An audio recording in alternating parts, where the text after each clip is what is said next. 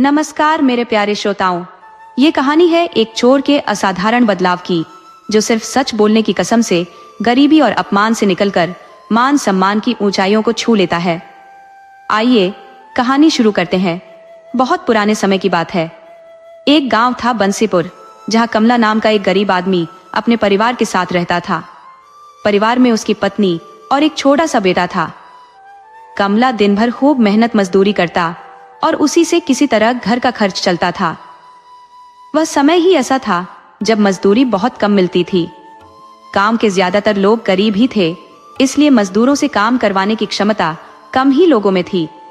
जो थोड़े बड़े किसान थे, जिनके पास ज्यादा जमीन थी, वे मजदूर रखते थे, मगर काम के बदले अनाज देते थे, यानी एक दिन के काम का एक सेर अनाज। कमला जहां भी काम करता, उसे एक सेर अनाज मिल जाता, जिससे पति पत्नी और बेटे का किसी तरह गुजारा हो जाता। कमला ने गरीबी के कारण एक पुत्र के बाद दूसरे बच्चे के बारे में सोचा भी नहीं, क्योंकि और बच्चों का खर्च उठाना उसके बस की बात नहीं थी। उसने अपने बेटे का नाम दीपक रखा था। इस तरह कमला का जीवन अपने छोटे से परिवार के साथ गुजर रहा था। बेटा दीपक अब बड़ा होता जा रहा था। माता पिता सुबह होते ही काम पर चले जाते तो दीपक घर में अकेला रह जाता। उसके पड़ोस में कुछ लड़के थे जो उससे उम्र में बड़े और आजाद मिजाज के थे। वे गलियों में खेला करते थे। दीपक को उन्हें खेलते देखना बहुत अच्छा लगता था, तो उसने सोचा कि क्यों ना मैं भी उनके साथ खेलूं। वह उन लड़कों के पास गया और साथ खेलने का आग्रह किया। वे लड़के दीपक को अपने साथ रख लिए और उसके साथ खेलने लगे। धीरे धीरे दीपक उन लड़कों का पक्का दोस्त बन गया। अब वह रोज उन लड़कों के साथ खेला करता था। एक दिन लड़कों ने दीपक को बताया कि पास के गांव विजयपुर में एक बड़ा मेला लगने वाला है। हम लोग कल मेला देखने जा रहे हैं, क्या तुम भी चलोगे? तब दीपक बोला, हाँ, मैंने कभी मेला नहीं देखा है, मुझे भी साथ ले चलना। अन्य लड़कों की उम्र 12 साल से अधिक थी, जबकि दीपक अभी 8 साल का था। वे लड़के दीपक को अपने साथ लेकर दूसरे दिन मेला गए। मेला में दीपक ने देखा कि कुछ लड़के गेंद खरीद रहे हैं, तो उसने अपने साथी लड़कों से कहा कि हम लोग भी गेंद खरीद लेते हैं। तो लड़के बोले, दीपक, हम लोग गरीब आदमी हैं, हम गेंद नहीं खरीद सकते। गेंद खरीदने के लिए पैसे की जरूरत होती है, जो हमारे पास नहीं है। हम सिर्फ मेला घूमने आए हैं, हम यहाँ से कुछ भी नहीं ले सकते। दीपक बोला, लेकिन मैं तो गेंद लेकर जाऊंगा, तुम लोग मेरी मदद करो तो मैं गेंद चुरा लूंगा। लड़के बोले, दीपक, तुम ऐसी गलती मत करना, नहीं तो बहुत मार पड़ेगी। दीपक बोला, कुछ नहीं होगा, और फिर मैं बच्चा हूं, बच्चे को कोई थोड़े मारता है, बस तुम लोग देखते जाओ। दीपक गेंद की दुकान पर गया। वहां बहुत से लड़कों की भीड़ लगी थी। दीपक ने इस बात का फायदा उठाया। दुकानदार की नजर हटते ही एक छोटा सा गेंद उठाकर जेब में रख लिया और धीरे से वहां से खिसक लिया। उसके साथी जल्दी से उसे लेकर मेला से बाहर आ गए और घर की तरफ चल दिए। दीपक के साथियों ने मन में विचार किया कि दीपक हमारे लिए बड़ी काम की चीज है। हाथ की सफाई बहुत अच्छी से दिखाता है, हम इसका उपयोग अपने काम के लिए कर सकते हैं। बस फिर क्या था, वे दीपक से छोटी मोटी चोरियां कराने लगे। वह बहुत सफाई के साथ किसी के भी सामान पर हाथ साफ कर देता। एक दिन लड़कों ने देखा कि गांव के मंदिर के पुजारी के पास एक चांदी का कमंडल रखा है। शायद किसी बड़े आदमी ने दान में दिया था, तो पुजारी ने उसे बड़ी संभाल कर रखा था। उपयोग के लिए वे पीतल का कमंडल रखे थे। तो लड़कों ने दीपक को कमंडल चुरा लेने के लिए उकसाया, तो वह पुजारी का कमंडल चुराने के जुगत में लग गया, मगर उसे मौका ही नहीं मिल रहा था। कई दिन के प्रयास के बाद तो एक दिन दीपक को मौका मिल गया। पुजारी रोज अपने रहने वाले कमरे में ताला लगाकर पूजा को जाते थे, मगर भूलवश ताला नहीं लगा पाए और पूजा को चले गए। दीपक इसी मौके की तलाश में था। वह कमंडल चुरा लिया और अपने साथियों के पास ले गया, तो साथी कमंडल अपने पास रखने से डर गए। उसे सलाह दी कि तुम इसे अभी अपनी माँ के संदूक में छुपा दो, बाद में हम इसे बाजार में ले चलकर बेच देंगे। दीपक छोटा जरूर था, मगर बहुत होशियार था। वह जानता था कि माँ के संदूक में छुपाने का मतलब है उसकी जमकर कुटाई, तो वह उस कमंडल को जमीन में गड्ढा खोदकर दबा दिया। उधर पुजारी पूजा के बाद अपने कमरे में आया तो ताला खुला देख सन्न रह गया कि मुझसे इतनी बड़ी भूल कैसे हो गई। पुजारी का पहले ध्यान चांदी के कमंडल पर गया तो वह अपनी जगह पर नहीं था। पुजारी को लगा कि कोई मेरा कमंडल चुरा लिया है। फिर भी वह अपने कमरे में कमंडल को इधर उधर ढूंढा, मगर कमंडल कमरे में हो तब तो मिले। पुजारी बदहवास हो रोने लगा। उसके रोने की आवाज सुन गांव के लोग इकट्ठा हो गए कि आखिर पुजारी जी रो क्यों रहे हैं। पूछने पर पता चला कि अभी अभी दिन के उजाले में मेरा कमंडल चोरी हो गया है और मुझे पूरा शक है कि गांव में घूम रहे 3-4 आवारा लड़कों का ही काम है। गांव वाले भी ध्यान दिए तो उन्हें पुजारी की बात सच लगी। गांव में 3-4 महीने से किसी की थाली तो किसी का लौटा चोरी हो जा रहा था, तो वह उसके लिए अपने खुद के पड़ोसी पर शंका कर रहे थे। मगर आज उन्हें पुजारी की बात में दम नजर आया तो गांव वालों ने शाम के वक्त पंचायत बैठा दी। उन लड़कों के माता पिता को ही पंचायत में निशाना बनाया गया कि इन्हीं तीनों के लड़कों ने ही पुजारी का कमंडल चोरी किया है। वही बड़े घोड़े जैसे हो गए हैं, मगर करते धरते कुछ नहीं। दिन भर गांव की गलियों में ताक झांक करते रहते हैं। अब गांव में बेटी बहनों का इज्जत के साथ घर से निकलना मुश्किल हो गया है। तुम लोग अपने बेटों को गुंडा मवाली बनने से रोको, नहीं तो हम सब मिलकर तुम तीनों का गांव से बहिष्कार कर देंगे। तुम तीनों का हुक्का पानी बंद करा दिया जाएगा। वे तीनों अपनी तरफ से सफाई दे रहे थे, मगर उन्हें भी कहीं न कहीं अपने बेटों में ही कमी नजर आ रही थी। उधर पंचायत ने फैसला सुना दिया कि कल शाम तक पुजारी का कमंडल नहीं मिला तो तीनों का गांव से बहिष्कार होगा। वे तीनों अपने घर आए तो काफी गुस्से में थे कि हम दिन भर काम करते करते मर जाते हैं, तब कहीं 2 रोटी का प्रबंध हो पाता है, और ये लड़के जिनके लिए खून पसीना बहा रहे हैं वही हमें गांव से निकलवाने पर तुले हैं। तो तीनों घर पहुंचते ही अपने बेटों की खूब पिटाई शुरू कर दिए और पूछे कि बताओ पुजारी का कमंडल कहाँ है। पहले तो तीनों पिटते रहे मगर मुंह से कुछ नहीं बोले। तो तीनों के पिता ने तीनों को मारने के लिए लाठी उठा लिया। तब तीनों बोल उठे कि कमंडल हमने नहीं चुराया है, बल्कि कमंडल कमला के बेटे दीपक ने चुराया है। इस वक्त कमंडल उसकी माँ के संदूक में रखा हुआ है। अब इतना सुनना था कि गांव के लोग इकट्ठा हो कमला के घर पहुंच गए और कमला से बोले कि तुम दोनों पति पत्नी अपने बेटे से चोरी करवाते हो।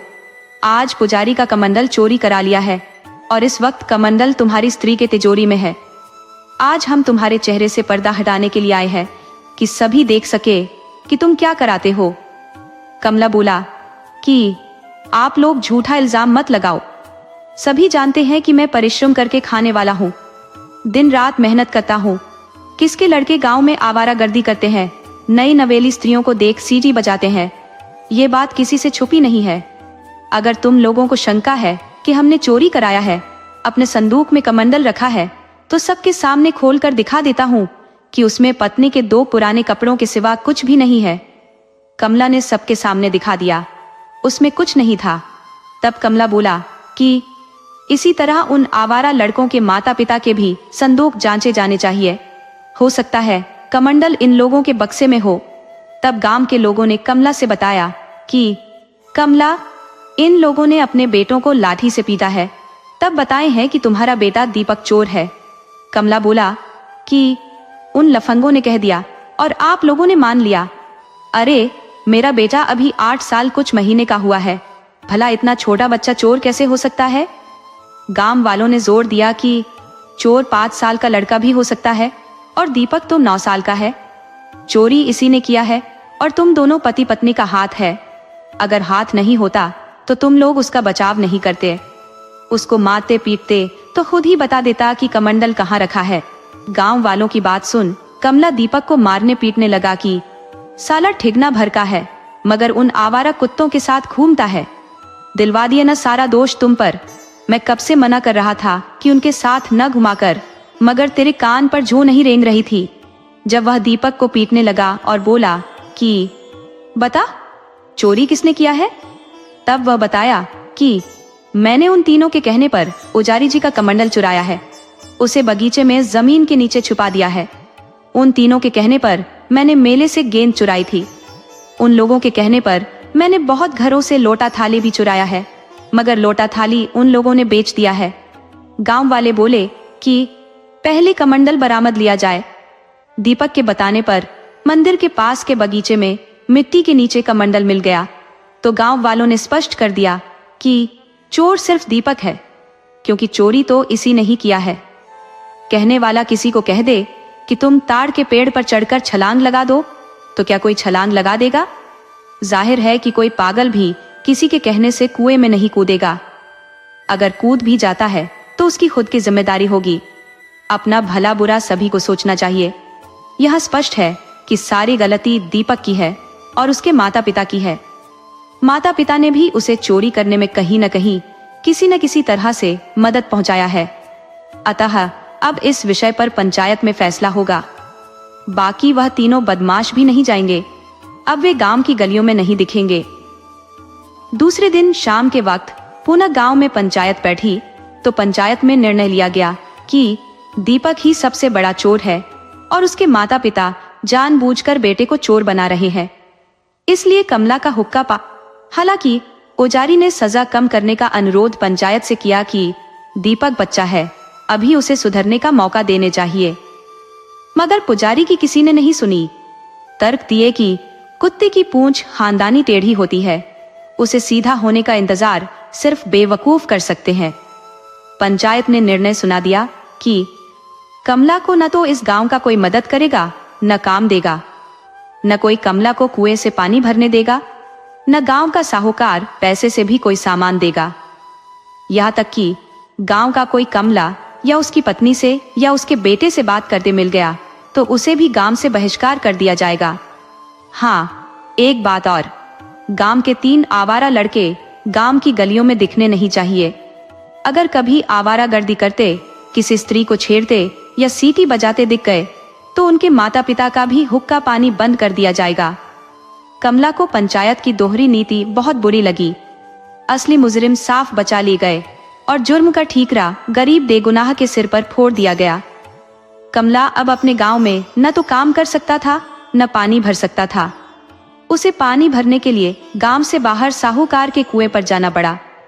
साहूकार का कुआं इस गांव का नहीं था। उसे लोहनी के साहूकार ने राहगीरों के पानी पीने के लिए बनवाया था। उस पर पूर्ण अधिकार सिर्फ उस साहू का था, तो कोई भी कमला को उस कुएं से पानी लाने से रोक नहीं सकता था। कमला बेटे को दोषी मान ही नहीं रहा था। वह मान रहा था कि गांव वाले मुझे जानबूझकर फंसाए हैं। तो छोटा दीपक भी इस फैसले से तिल मिला गया था। उसने फैसला कर लिया कि अब वह चोर ही बनेगा और गांव वालों को सबक सिखाकर रहेगा। धीरे धीरे समय गुजरा। दीपक अब 16 साल का हो चुका था। पिता उसे अब कहीं काम करने का दबाव बना रहे थे, तो माँ चाह रही थी कि नहीं, अभी बेटा बच्चा है, जब परिपक्व हो जाएगा तब खुद ही काम करने लगेगा। अरे, अपनी जमीन है नहीं, मजदूरी ही करनी है। अकारण मालिक की रोज डांट सुनना पड़ता है। आदमी काम के वक्त एक बेड़ी भी नहीं पी सकता, तो अभी से बेटा डांट सुने, ये अच्छा नहीं है। तो पति पत्नी ने दीपक से कोई काम नहीं लिया। खाली समय में दीपक भी कुछ उल्टा ही सोचता। एक दिन कमला और उसकी पत्नी देर से घर लौटे। अब दूसरे गांव में काम करके लौटने में रात हो गई। आसमान में बादल गिर आए थे। बूंदाबांदी शुरू हो गई थी। दीपक दिन भर घर पर ही था, मगर पानी नहीं लाया था। रात में खाना बनाने के लिए घर में पानी ही नहीं था। तो कमला थोड़ा दीपक पर जलाया कि दिन भर घर पर ही था, मगर 1-2 घड़ा पानी लाकर नहीं रख दिया। अब घर से 1 मील दूर रात में पानी लाने कौन जाए, और इस खराब मौसम में। दीपक बोला कि रात हो गई है, मैं गांव के कुएं से ही पानी ला देता हूं। रात में कौन देखता है? कमला बोला कि नहीं, हम खुद इस गांव वालों का छुआ पानी नहीं पिएंगे। इस गांव से मेरा कोई नाता नहीं है। मैं खुद प्रयास में हूं कि इस गांव को छोड़ दिया जाए, मगर मेरे पास उतने पैसे ही नहीं हो पा रहे हैं। दीपक बोला कि पिताजी, आप चिंता न करो, अब मैं भी कोई काम करूंगा। हम और आप काम करेंगे तो माँ को आराम मिल जाएगा। चलिए, हम साह के कुएं से पानी लाते हैं। कमला बोला कि नहीं, तू नहीं जाएगा, मैं 1 घड़ा पानी लाता हूँ।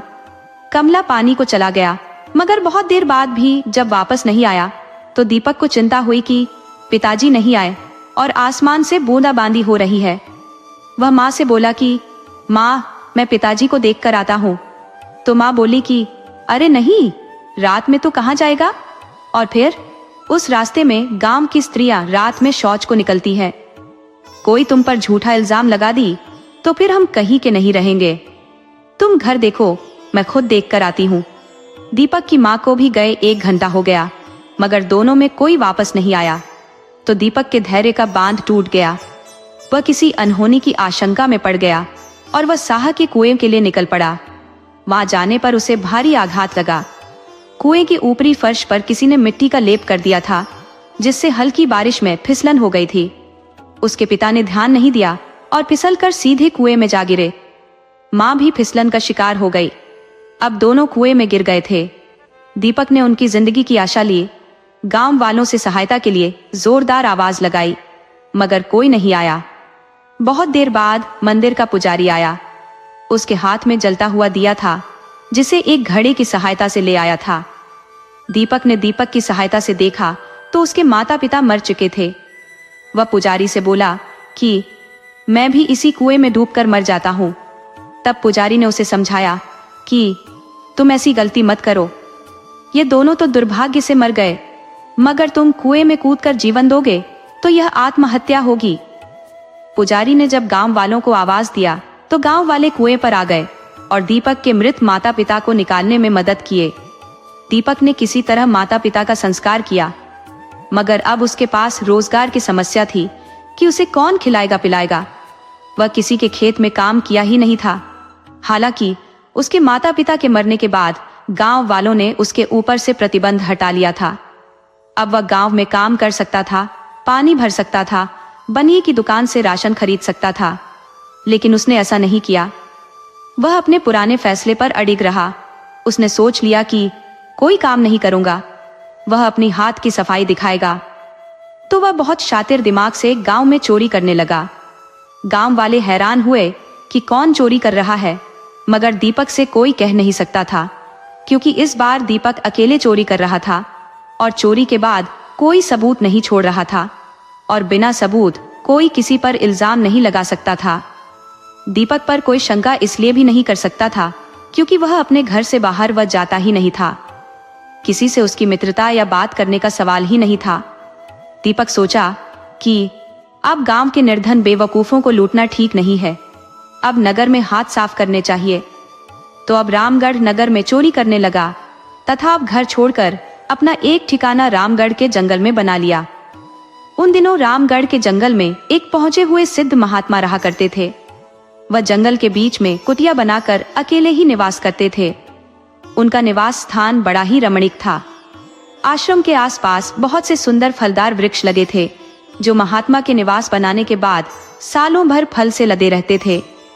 आश्रम के पास ही एक सुंदर सरोवर था, जिसमें जंगल के खूंखार जीव जंतु बैर भुलाकर एक साथ पानी पीते थे, यानी एक घाट पर बाघ और बकरी साथ पानी पीते थे। इतना रमणीक स्थान पर भी महात्मा अकेले रहते थे। उन्होंने कोई शिष्य या चेला नहीं बनाया था। वह उस निर्जन जंगल में अकेले ही रहा करते थे। वैसे तो उनकी इच्छा से जंगल में हर सुख सुविधा उपलब्ध थी। उनके पास एक दिव्य पात्र था, जो मांगने पर हर इच्छा पूरी कर देता था। लेकिन महात्मा संत परंपरा कायम रखने के लिए कभी कभी महीने 2 महीने पर गांव में भिक्षाटन के लिए निकलते थे, और जो कुछ भी 2-4 मुट्ठी मिल जाता उसे लेकर फिर जंगल में चले जाते थे, और फिर उतने से ही 1-2 माह तक काम चला लेते। एक बार वह गांव से जंगल की तरफ लौट रहे थे तो बरसात शुरू हो गई। इस कारण आश्रम लौटने में उन्हें थोड़ा विलंब हो गया। गांव में ही उन्हें रात हो गई थी, परंतु वह किसी के पास रुकते नहीं थे, इसलिए गांव में नहीं रुके। हालांकि कुछ लोगों ने महात्मा से विनम्र निवेदन किया था कि आप रात्रि में जंगल में न जाइए, परंतु महात्मा ने रुकने से मना कर दिया और रात में ही जंगल के लिए चल पड़े। अभी गांव से कुछ दूरी पर ही गए थे कि एक अजीब जैसा आदमी आता दिखाई दिया। उसे देखने से ही लग रहा था कि चोर है। वह महात्मा को देखकर छुपने की कोशिश करने लगा। महात्मा समझ गए कि चोर है। वह सिद्ध महात्मा थे, उनसे कुछ भी नहीं छुपा था। महात्मा ने मन में विचार किया कि यह कोई भटका हुआ आदमी है, इसको सही मार्ग दिखाने वाला आदमी नहीं मिला है, इसलिए गलत रास्ते की तरफ चल पड़ा है। हमें इस आदमी को सही मार्ग पर लाना चाहिए। महात्मा छुपे हुए आदमी के पास गए और बोले कि आप कौन हो भाई, और मुझे देखकर छुप क्यों रहे हो? क्या तुम कोई चोर हो? तब वह आदमी बड़ी ढिठाई के साथ बोला, हाँ महाराज, मैं एक चोर हूँ, परंतु आपको इससे क्या? आप अपने रास्ते जाइए, मैं आपका कुछ नहीं चुराऊंगा। महात्मा बोले, सामान चाहे किसी का चुराओ, वह चोरी ही कहलाएगा। वैसे भी मैं फकीर हूँ, मेरे पास 2 मुट्ठी चावल है जो तेरे किसी काम का नहीं है। ये बात मैं भी जानता हूँ कि चोर किसी साधु का कुछ नहीं चुराते, लेकिन बच्चे, चोरी एक बुरी आदत है। कसाई हो या चोर हो, चाहे लाख उद्यम कर ले, उनके धन में कभी कोई बरकत नहीं होता, बल्कि दिन प्रतिदिन धन घटता जाता है। वह हमेशा परेशान रहता है। यह एक पाप कर्म है जो एक घड़े में इकट्ठा होता जाता है। घड़ा चाहे कितना भी बड़ा हो, अगर उसमें बूंद बूंद भी कुछ टपकता रहे तो एक न एक दिन भर जाता है और अधिक होने पर बाहर भी गिरने लगता है। लेकिन पाप कर्म का घड़ा भरने पर थोड़ा थोड़ा बाहर नहीं गिरता, बल्कि घड़ा फट जाता है और पाप कर्म उस आदमी को दबोच लेते हैं। इसलिए मैं तो सलाह दूंगा कि तुम चोरी मत करो। चोर का नाम दीपक था। वह बोला, महात्मन, आपके कहने से अगर चोरी छोड़ दिया तो फिर भूखे मर जाऊंगा। मुझे बैठाकर कौन खिलाएगा? महात्मा बोले, तुम कोई दूसरा काम कर लो। संसार में जीने के लिए सिर्फ चोरी ही एक रास्ता नहीं है। इस संसार में इज्जत से जीने के लिए हजारों रास्ते हैं, हजारों काम है। उनमें से कोई एक काम कर सकते हो, अपना पेट पाल सकते हो। तुम कोई अन्न खाने वाला हाथी नहीं हो जो तुम्हारा पेट नहीं भरेगा। चोर बोला, महात्मन, उपदेश देने में और उसे पूरा करने में बहुत अंतर है। दीपक महात्मा से तर्क वितर्क करने लगा कि महात्मा, मैं चोरी के अलावा कोई दूसरा काम जानता नहीं। जिस प्रकार आप साधु हो और साधु बने रहने के अलावा, भिक्षाटन के अलावा और कुछ नहीं कर सकते, उसी तरह चोरी के अलावा और कुछ हमने नहीं सीखा। महात्मा बोले, वत्स, तुम एक होशियार युवक दिखते हो। मैं स्पष्ट देख रहा हूँ कि ईमानदारी का रास्ता अपनाने पर तुम एक परचम लहरा सकते हो। तुम्हारे पास अपने को सुधारने का वक्त है, चाहो तो सुधार सकते हो।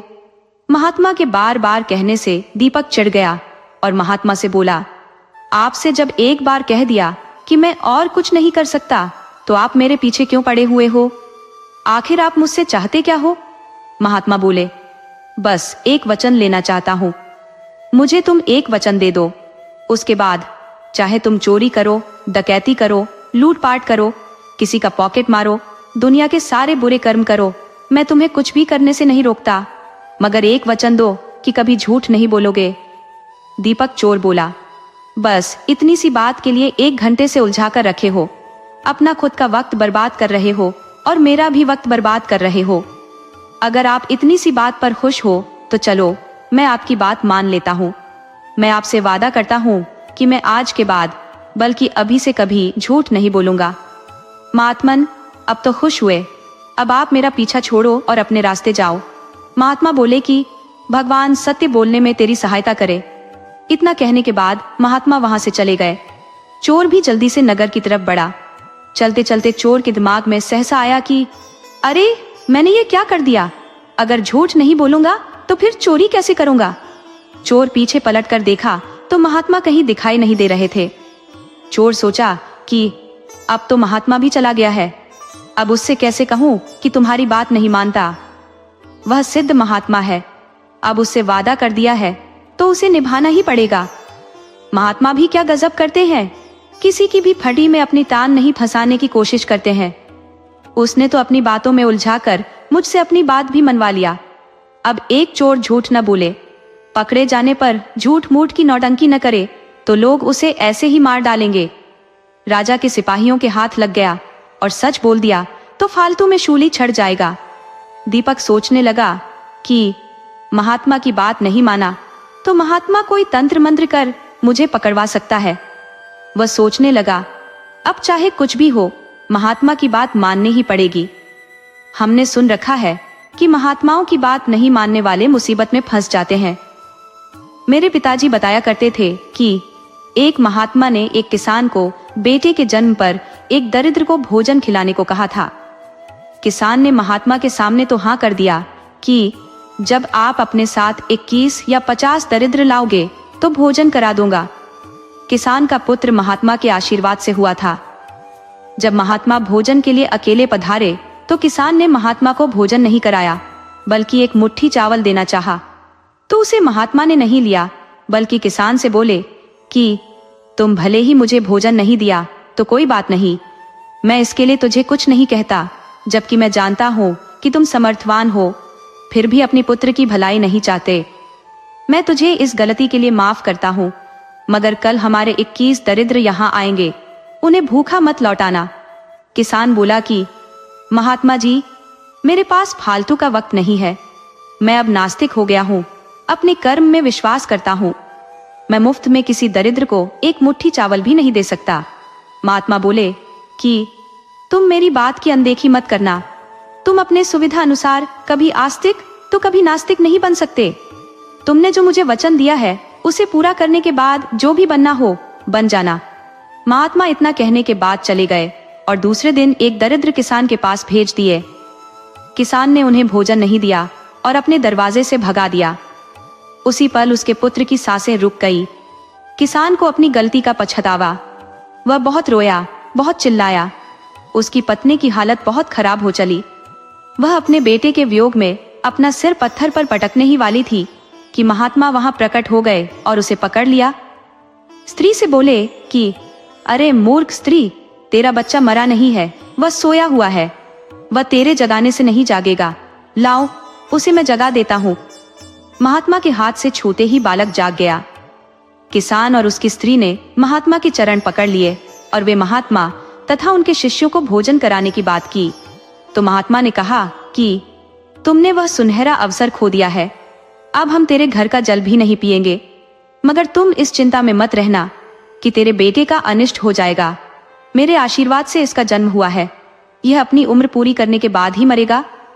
चोर ने सोच लिया कि अब चाहे जो भी हो मैं झूठ नहीं बोल सकता। आगे चलने पर उसे एक आदमी मिला। उसने चोर से पूछ लिया, कौन हो भाई, इतनी रात को कहां जा रहे हो? चोर बोला, मैं एक चोर हूं।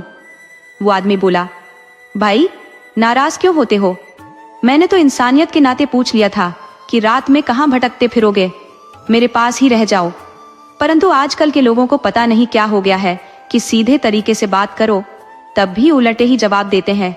जाओ जहां जाना है, मैंने पूछ कर ही गलती कर दी। वो आदमी बड़बड़ाता हुआ अपने घर में चला गया। तो उस आदमी की पत्नी ने भी उस आदमी को डांटा कि रात में न जाने क्यों घर से बाहर घूमते रहते हो और किसी न किसी को पकड़कर घर ले आते हो, तुम पर तो कोई भार पड़ता नहीं, मुझे ही रात भर जागकर भोजन बनाना पड़ता है। दोनों पति पत्नी आपस में लड़ झगड़ रहे थे कि चोर दीपक आगे बढ़ चला। वह चलते चलते नगर की घनी आबादी के आसपास पहुंच गया। तो दीपक ने देखा कि एक हट्टा कट्टा नौजवान आदमी जो उसी की तरह छुपते छुपाते नगर की तरफ जा रहा था। दीपक ने समझ लिया कि यह भी कोई चोर है, नया नया चोरी करना शुरू किया है, इसे तो ठीक से छुपकर चलना भी नहीं आता, ये क्या चोरी कर पाएगा साला। तभी उस आदमी ने चोर से पूछ ही लिया, कौन हो भाई, इतनी रात गए कहां जा रहे हो? चोर महात्मा के वचनों से बंधा हुआ था, अब वह चाहकर भी झूठ नहीं बोल सकता था। चोर उस आदमी से बोला, मैं एक चोर हूं। वो आदमी बोला, भाई काहे नाराज होते हो, मैंने तो बस यूं ही पूछ लिया, क्या आपकी बीवी ने डांट कर घर से निकाल दिया है या खुद नाराज होकर जा रहे हो? चोर बोला, नहीं नहीं, मैं नाराज नहीं हो रहा, बल्कि सच बोल रहा हूँ, मैं एक चोर ही हूँ। दरअसल मुझे एक महात्मा ने कसम दे दी है कि कभी झूठ मत बोलना, तो मैंने भी कसम खा ली है कि भले शूली चढ़ जाऊंगा परंतु कभी झूठ नहीं बोलूंगा। पर आप कौन हो, इतनी रात गए यहाँ क्या कर रहे हो? वह आदमी बोला, भाई मैं भी एक चोर ही हूँ, मैंने गरीबी से तंग आकर आज से ही चोरी का काम शुरू किया है। चोर बोला, ये तुम गलत करने जा रहे हो, इतने सुंदर सजीले गठीले नौजवान हो, तुम्हें तो चोरी के विषय में सोचना भी नहीं चाहिए, तुम कोई काम धंधा कर लो। वो आदमी बोला, काम धंधा तो तुम भी कर सकते हो, फिर चोरी करने क्यों जा रहे हो? क्या यह नियम मुझ पर लागू है, तुम पर नहीं? तब चोर बोला, भाई मेरी बात दूसरी है, मैंने कभी भी कोई काम नहीं किया, मुझे चोरी के सिवा कुछ नहीं आता, मुझे किसी ने काम करना सिखाया ही नहीं, मुझे जो भी मिला बुरा आदमी मिला, बचपन में ही बुरी लत लग गई, बचपन की बुरी आदतें जिंदगी भर पीछा करती हैं, इसीलिए मैं एक पेशेवर चोर हूं और तुम आज पहली बार चोरी करने जा रहे हो। इससे साफ जाहिर होता है कि तुम पेशेवर चोर नहीं हो, इससे पहले जरूर कोई काम करते होगे, तुम उसी काम को करो। बाहर का काम होगा तब भी अच्छा ही होगा। मेहनत की सूखी रोटी लूट की मिठाई से अच्छी होती है। चोरी एक बुरा काम है, इसलिए मैं तुम्हें रोक रहा हूँ। मैंने कभी कोई पुण्य का काम नहीं किया, परंतु तुम्हें रोककर आज कोई पुण्य का काम करने को सोच रहा हूँ। मैंने सुना है राह भटके पुरुष को रास्ता दिखाने वाला और बिगड़ैल स्त्री को नरकगामी बनने से रोकने वाला या नेक सलाह देने वाला पुण्य का भागी होता है। बदनाम पुरुष और इज्जत लुटा चुकी स्त्री का इस संसार में कोई महत्व नहीं रह जाता। उनकी कोई इज्जत नहीं रह जाती, वे कूड़े के ढेर के समान हो जाते हैं। जो आता है उन्हें और गंदा करके चला जाता है। वह आदमी बोला, देखो, काम धंधा तो मुझे भी नहीं आता। मैंने मेहनत वाला कोई काम कभी नहीं किया है। दरअसल मैं पहले राजा के राज दरबार में रसोइया के सहायक बनकर नौकरी करता था, परंतु राजा ने सिर्फ रसोइया को पगार दिया। वह बताया कि सहायक का कोई पद ही नहीं है हमारे भोजनालय में।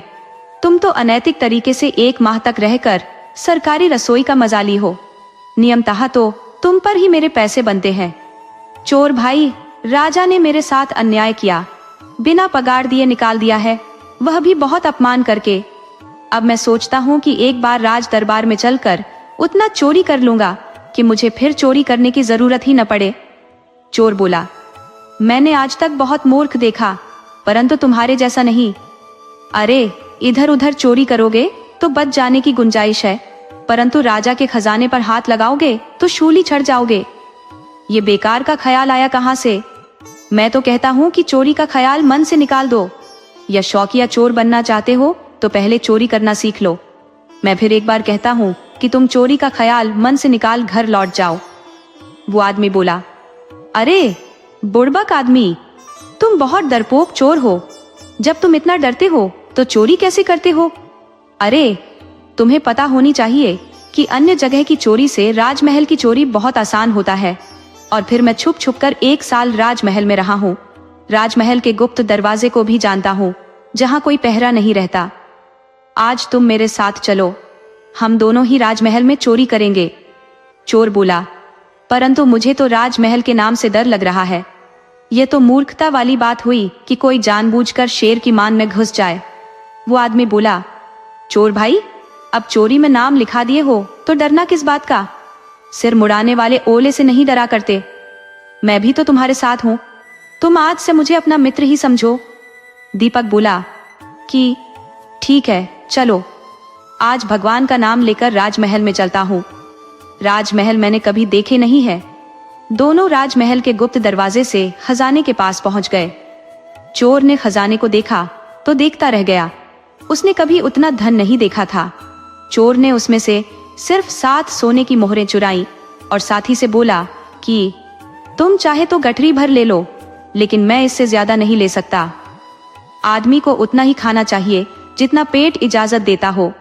ज्यादा खाने पर पेट का हाजमा बिगड़ जाता है और फिर खजाने से 10 मोहरें चोरी होने से किसी को कोई खबर भी नहीं होगी। समुद्र से एक लोटा पानी लेने से उसकी मर्यादा कम नहीं होती। समुद्र कभी घटता नहीं। उस आदमी ने भी 7 मोहरें उठा ली और ढेर सारी मोहरें इधर उधर बिखेर दी। फिर दोनों वहां से निकलकर एक पेड़ के पास आ गए और फिर कल इसी पेड़ के नीचे मिलने का वादा कर अपने अपने राह चल दिए। न तो चोर ने उस आदमी का ठिकाना पूछा, न आदमी ने चोर का निवास स्थान का पता पूछा। दरअसल वह आदमी कोई चोर नहीं था, वह तो इस राज्य का राजा था। वह रोज भेष बदलकर रात में नगर भ्रमण को निकलता था। उसे कई दिन से खबर मिल रही थी कि नगर में चोरी हो रही है, यहाँ तक कि राजकोष से भी धन चोरी हो रहा था। राजा को शक था कि उसका खास मंत्री ही रोज थोड़े थोड़े करके खजाने से चोरी करता है। तो राजा चोर का पता लगाने के लिए ही नगर में निकला था कि चोर मिल गया और राजा ने चोर के साथ मिलकर इसलिए चोरी किया कि मंत्री की क्या प्रतिक्रिया होती है, और चोरी का रूप देने के लिए जहां तहां मोहरें बिखेर दी। भोर के वक्त राजा जागा तो सीधे खजाने की तरफ गया। राजा ने अपने खजाने में देखा कि जो रात में उसने मोहरें बिखेरी थी वह मोहरें अब वहां नहीं है। उसने मंत्री को बुलाकर पूछा कि मुझे लगता है कि खजाने से रोज कुछ मोहरों की चोरी हो रही है, जबकि खजाने की रखवाली आपके पास है। मंत्री बोला, नहीं महाराज, भला ऐसे कैसे हो सकता है? हमारे पहरेदारी में भला किसी चोर की इतनी मजाल? राजा बोला, मंत्री, मैंने रात में एक चोर को गुप्त दरवाजे से बाहर जाते हुए देखा है। मैं कई दिन से उस चोर का पीछा कर रहा था, परंतु आज उसे महल के गुप्त दरवाजे से बाहर जाते हुए देखा है।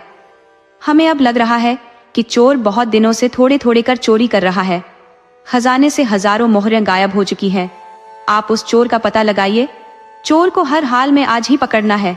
मंत्री बोला, जी महाराज, चोर आज ही पकड़ा जाएगा। मैं अभी सैनिकों को आदेश देता हूँ कि वह चोर को कहीं से भी खोज लाए। दरअसल मंत्री थोड़े थोड़े कर रोज मोहरों की चोरी करता था। उसे अब मौका मिल गया था अपना गुनाह दूसरे के सिर मढ़ देने का। मंत्री के आदेश पर राजा के सिपाही जंगल में चोर का पता लगाने गए तो संयोग से दीपक मिल गया। सैनिकों ने पूछा कि तुम कौन हो, जंगल में क्या कर रहे हो? तब चोर ने बताया कि मैं एक चोर हूँ, चोरी करने के बाद जंगल में आकर छुप जाता हूँ। सैनिकों ने समझा कि ये कोई सिरफिरा बेवकूफ आदमी है, कोई चोर भला कह सकता है कि मैं चोर हूँ। मंत्री भी जंगल में सैनिकों के साथ था। सैनिक बोले कि मंत्री जी, ये कोई बेवकूफ लगता है, कोई चोर कभी ये नहीं कहता कि मैं चोर हूँ। मंत्री बोला कि ये चोर है या पागल है, इससे हमें कोई मतलब नहीं, जो मिल गया है इसी को चोर साबित कर देना है। पकड़ लो और राज दरबार ले चलो इसे।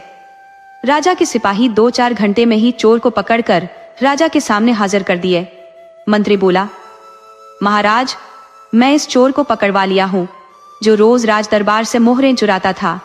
उधर जब मंत्री चोर को पकड़वाने के लिए निकला था, तभी राजा ने कुछ सैनिक की टोली मंत्री के घर भेज दिया था और उसकी पत्नी से कहवा भेजा था कि मंत्री जी ने वह सारी मोहरें मंगवाई हैं जो लाकर संदूक में रखे हैं।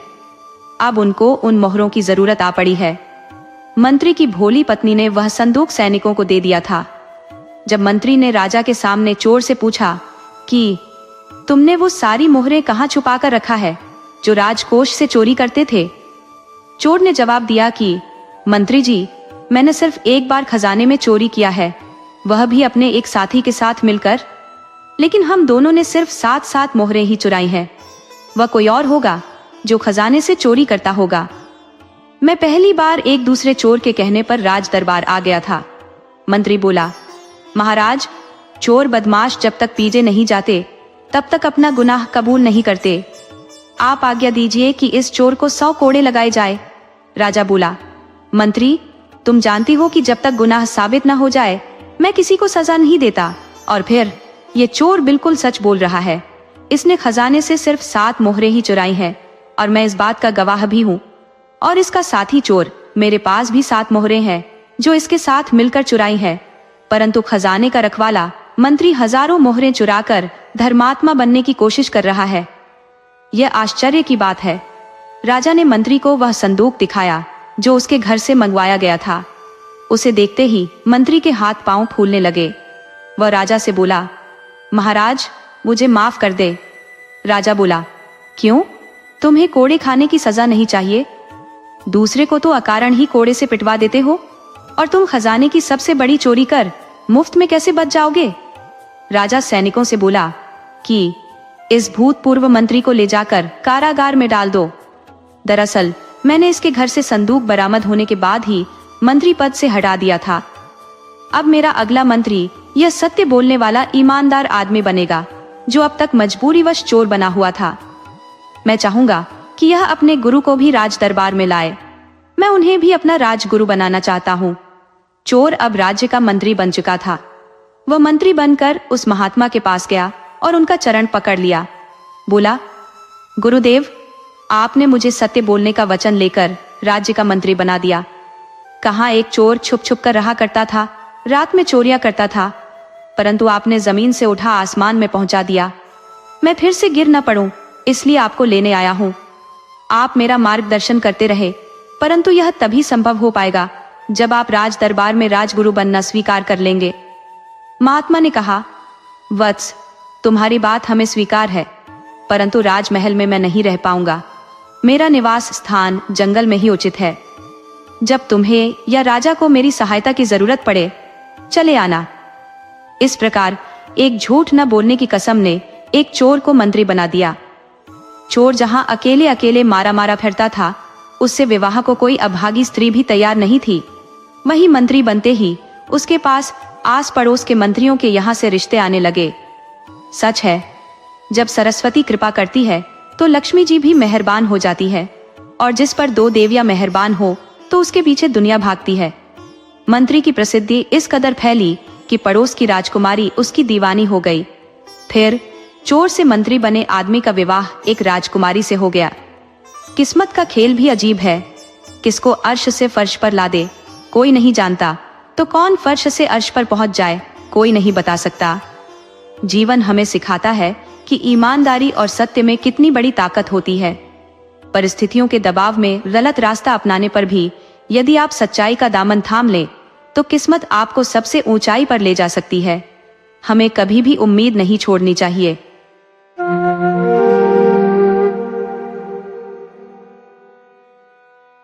यह एक रोमांचक प्रेम कहानी है जो दिखाती है कि कैसे एक छोटी सी गलतफहमी दो गहरे दोस्तों को दुश्मन बना देती है, और कैसे प्रेम और एक विचित्र महात्मा की बुद्धिमानी से दुश्मनी का अंत होता है। आइए कहानी शुरू करते हैं। बहुत पुराने जमाने की बात है। शंखपुर नाम का एक नगर था जहां राजा विक्रम राज करते थे। राजा विक्रम अपनी प्रजा के लिए बहुत समर्पित राजा थे। शंखपुर के पड़ोस में एक राज्य था मृदंगपुर, जहां के राजा आदित्य थे। शंखपुर के राजा विक्रम और मृदंगपुर के राजा आदित्य में बहुत गहरी दोस्ती थी। दोनों राजाओं की इस मित्रता से आस पड़ोस के अन्य राजा खौफ खाते थे। दोनों ही राजा अपने आप में बहुत शक्तिशाली थे। उनके पास विशाल सेना थी और उनके राज्य भी छोटे नहीं थे। दोनों राजाओं के एक हो जाने से कोई दूसरा राजा उन पर आंख उठाकर देखने की हिम्मत नहीं कर सकता था। दोनों ही राजा अभी अविवाहित थे और जवानी में ही राजा बने थे। उनकी प्रजा के प्रति निष्ठा देखकर उनके पिताओं ने उन्हें राज्य की बागडोर सौंप दी थी, जिसकी देखभाल वे दोनों बहुत कुशलता से कर रहे थे। दोनों राज्यों की प्रजा बहुत खुशहाल थी। वहीं उनके पड़ोस में एक राज्य था रंगपुर, जहाँ का राजा मंगत था। मंगत बहुत बदमाश राजा था। उसकी नजर इन दोनों राज्यों पर लगी रहती थी, मगर वह खुद बहुत कमजोर राजा था और उसका राज्य भी बहुत गरीब था। उसका मंत्री कनक एक बेवकूफ मंत्री था। वह राजा मंगत को कभी कोई अच्छी सलाह नहीं देता था, हर वक्त उलटी सलाह देता था। खासकर वह मंगत को राजा विक्रम के खिलाफ भड़काता कि आप बहादुर राजा हो, उससे लड़ जाओ, उसका राज्य छीन लो। तो मंगत भी जोश में आ जाता कि उस विक्रम को छोड़ूंगा नहीं, उस पर आक्रमण कर तुरंत हरा दूंगा, कल सुबह शंखपुर पर चढ़ाई कर दूंगा। उसने अपने सेनापति को तुरंत आदेश दिया कि सेना को तैयार करो, कल शंखपुर पर आक्रमण करना है। ये सुनते ही सेनापति के हाथ पांव फूल गए। विक्रम जैसे शक्तिशाली राजा पर आक्रमण की बात कोई पागल ही कर सकता था, और वह भी तब जबकि उसका मित्र आदित्य जैसा परम शक्तिशाली राजा है। उसकी तरफ आंख उठाकर देखने की भी बड़े बड़े राजा साहस नहीं करते थे। उस पर यह पागल आक्रमण की बात कर रहा है। हमारी मुट्ठी भर सेना आधे घंटे भी नहीं टिक पाएगी। सेनापति राजा की कमजोरी को जानता था कि मंगत रानी के सामने कुत्ते की तरह दुम हिलाने लगता है। तो वह भागकर रानी कमला के पास गया और बोला कि महारानी, आप अपने राज्य को बचा लीजिए, खुद अपने आप को बचा लीजिए, अपनी राजकुमारी को बचा लीजिए तथा नन्हे राजकुमार को बचा लीजिए। रानी बोली, अरे तुम पहले बताओगे कि क्या हुआ है? तब सेनापति ने बताया कि राजा ने मंत्री के कान भरने पर राजा विक्रम पर आक्रमण करने का आदेश दिया है। विक्रम पर आक्रमण का मतलब बकरे का शेर के मान में घुसकर उसे चुनौती देना है। रानी कमला बहुत चतुर थी। वह विक्रम और आदित्य के चर्चे रोज सुनती थी कि दोनों की जोड़ी ने आसपास के राजाओं को हैरानी में डाल दिया है और यह पागल राजा मधुमक्खी के छत्ते में हाथ डालने पर तुला हुआ है। वह सेनापति से बोली कि तुम डरो नहीं, राजा के दबाव में आकर तुम्हें कोई गलत कदम नहीं उठाने हैं। हमारे पास ऐसी सेना ही नहीं है कि किसी पर आक्रमण कर सके, और फिर आक्रमण करने की जरूरत क्या है? विक्रम ने न तो हमारी जमीन हड़पी है, न हमारे राज्य पर आक्रमण किया है, न ही हमारी उस राज्य से कोई दुश्मनी है। हमारे राजा जैसे पागल लोग जानबूझकर कांटे पर अपना आंचल रगड़ने लगते हैं और अपना नुकसान कर लेते हैं। तुम जाओ और कोई बहाना बना दो कि मेरी तबीयत ठीक नहीं है। आप आक्रमण के लिए फिलहाल मंत्री कनक को सेनापति बना दीजिए। सेनापति को रानी की राय अच्छी लगी। वह राजा मंगत के पास गया और बोला, कि महाराज, आपने जब से विक्रम पर आक्रमण की बात की है तब से मेरा पेट गड़बड़ा गया है। मैं इस अवस्था में लड़ाई के मैदान में कमान नहीं संभाल सकता। आप इस काम के लिए हमारे सबसे बहादुर मंत्री कनक को सेनापति बना दीजिए और लड़ाई का कार्यभार उन्हें ही सौंप दीजिए। मंत्री कनक बोला कि महाराज, मैं भला कैसे युद्ध लड़ सकता हूँ? मैंने तो कभी कोई युद्ध नहीं लड़ा है। तभी वहां रानी आ गई और बोली कि आप केवल युद्ध लड़ने की सलाह दे सकते हो, युद्ध नहीं लड़ सकते। आपको नहीं पता कि राजमहल कोई झूठा भाषण देने वाला जगह नहीं है। यहाँ बैठकर कोई चुगली नहीं कर सकता। युद्ध तो आपको ही लड़ने होंगे, क्योंकि युद्ध का सलाह आपने दिया है। तो युद्ध की कुशल रणनीति बनाइए और कल आप राजा विक्रम पर पूरे उत्साह के साथ आक्रमण कीजिए। हमें आशा है कि आप उस अनाड़ी को 1 घंटे में हरा दोगे। मंत्री बोला, लेकिन रानी साहिबा, मैं कभी युद्ध नहीं लड़ा हूं। तो रानी बोली कि शुरुआत करो। मंत्री कनक ने राजा की तरफ देखा कि राजा उसका बचाव करेंगे, मगर राजा मंगत ने भी रानी का समर्थन किया कि रानी ठीक कह रही है। आप कल पूरी तैयारी के साथ राजा विक्रम पर आक्रमण करोगे। जाओ, अब आप इस राज्य के सेनापति हो, अपनी सेना को युद्ध के लिए तैयार करो। मंत्री बोला, लेकिन राजन। राजा बोला कि मंत्री जी, मेरे फैसले में किंतु, परंतु, लेकिन का कोई स्थान नहीं है। कल सुबह शंखपुर पर आक्रमण करो और शाम तक राजा विक्रम को बंदी बनाकर मेरे दरबार में हाजिर करो। मंत्री अपनी जाल में खुद फंस गया था। उसका खुद का जूता उसके सिर में आ लगेगा। उसने तो कभी सोचा भी नहीं था। मंत्री बोला कि ठीक है महाराज, आपकी जो आज्ञा। वह अपने घर गया और यह बात अपनी पत्नी से बताई कि राजा ने मुझे कल राजा विक्रम को बंदी बनाकर लाने को कहा है।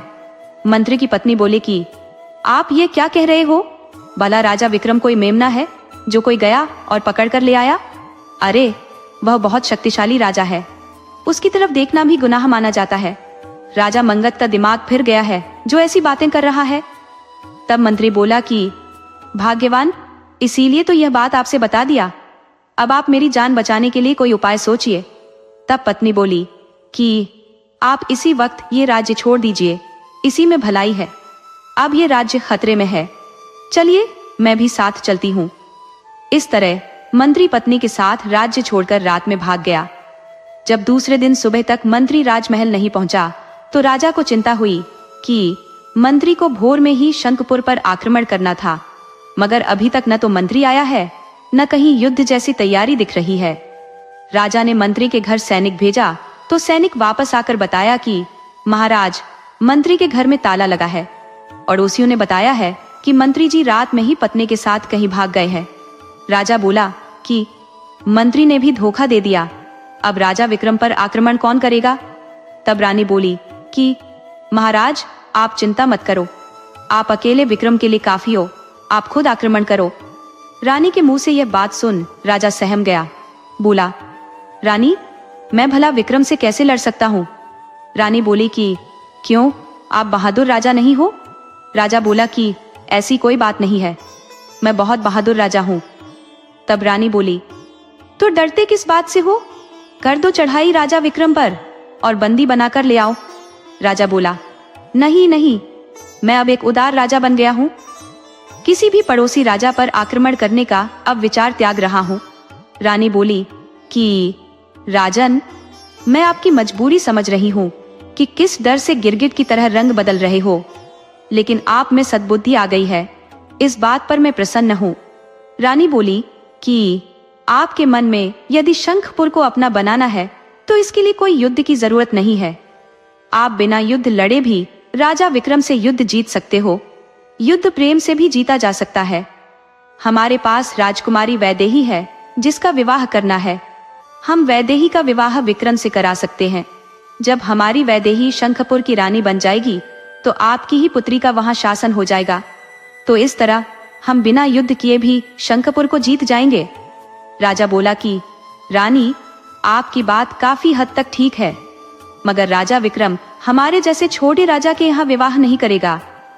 रानी बोली कि यह तो प्रेम का मामला है, यदि दिल में उतर जाए तो दासी भी रानी बन जाती है। मेरी समझ से वैदेही को खुद ही इस काम के लिए पहल करनी चाहिए। रानी के उकसाने पर राजकुमारी शंखपुर राज्य के जंगल में शिकार के बहाने जाने लगी। संयोग से उसकी मुलाकात आदित्य से हो गई। उसने समझा कि यही विक्रम है। उसने विक्रम को कभी देखा ही नहीं था, तो आदित्य को विक्रम समझ बैठी और उसकी तरफ आकर्षित हुई। राजा आदित्य भी राजकुमारी वैदेही को देखा तो मंत्रमुग्ध हो गया। वह राजकुमारी के पास आया और राजकुमारी का परिचय पूछा तो राजकुमारी ने बताया कि राजा मंगत की पुत्री हूँ, नाम मेरा वैदेही है।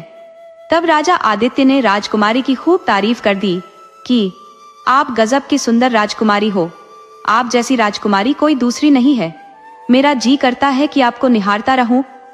राजकुमारी बोली कि आप भी तो बहुत खूबसूरत हो, आप जैसा भी तो कोई दूसरा नहीं है। दोनों एक दूसरे की बहुत देर तक तारीफ करते रहे। उसके बाद राजकुमारी वहां से चल दी। बोली कि राजन, मुझे उम्मीद है कल फिर इस जगह पर आओगे, मुझे आपसे बातें करना बहुत अच्छा लगता है। राजा आदित्य तो वैदेही को देखते ही उसके रूप पर पागल हो गया था, तो बोला कि राजकुमारी, अवश्य मैं कल इस स्थान पर आपका इंतजार करूंगा। आप मुझे बहुत पसंद आ गई हो, कल मैं आपके पिता के पास आपका हाथ मांगने चलूंगा। राजकुमारी बोली कि इतनी जल्दी भी क्या है, विवाह के बाद तो प्यार का मजा ही नहीं रहेगा, हम 6 माह बाद विवाह करेंगे।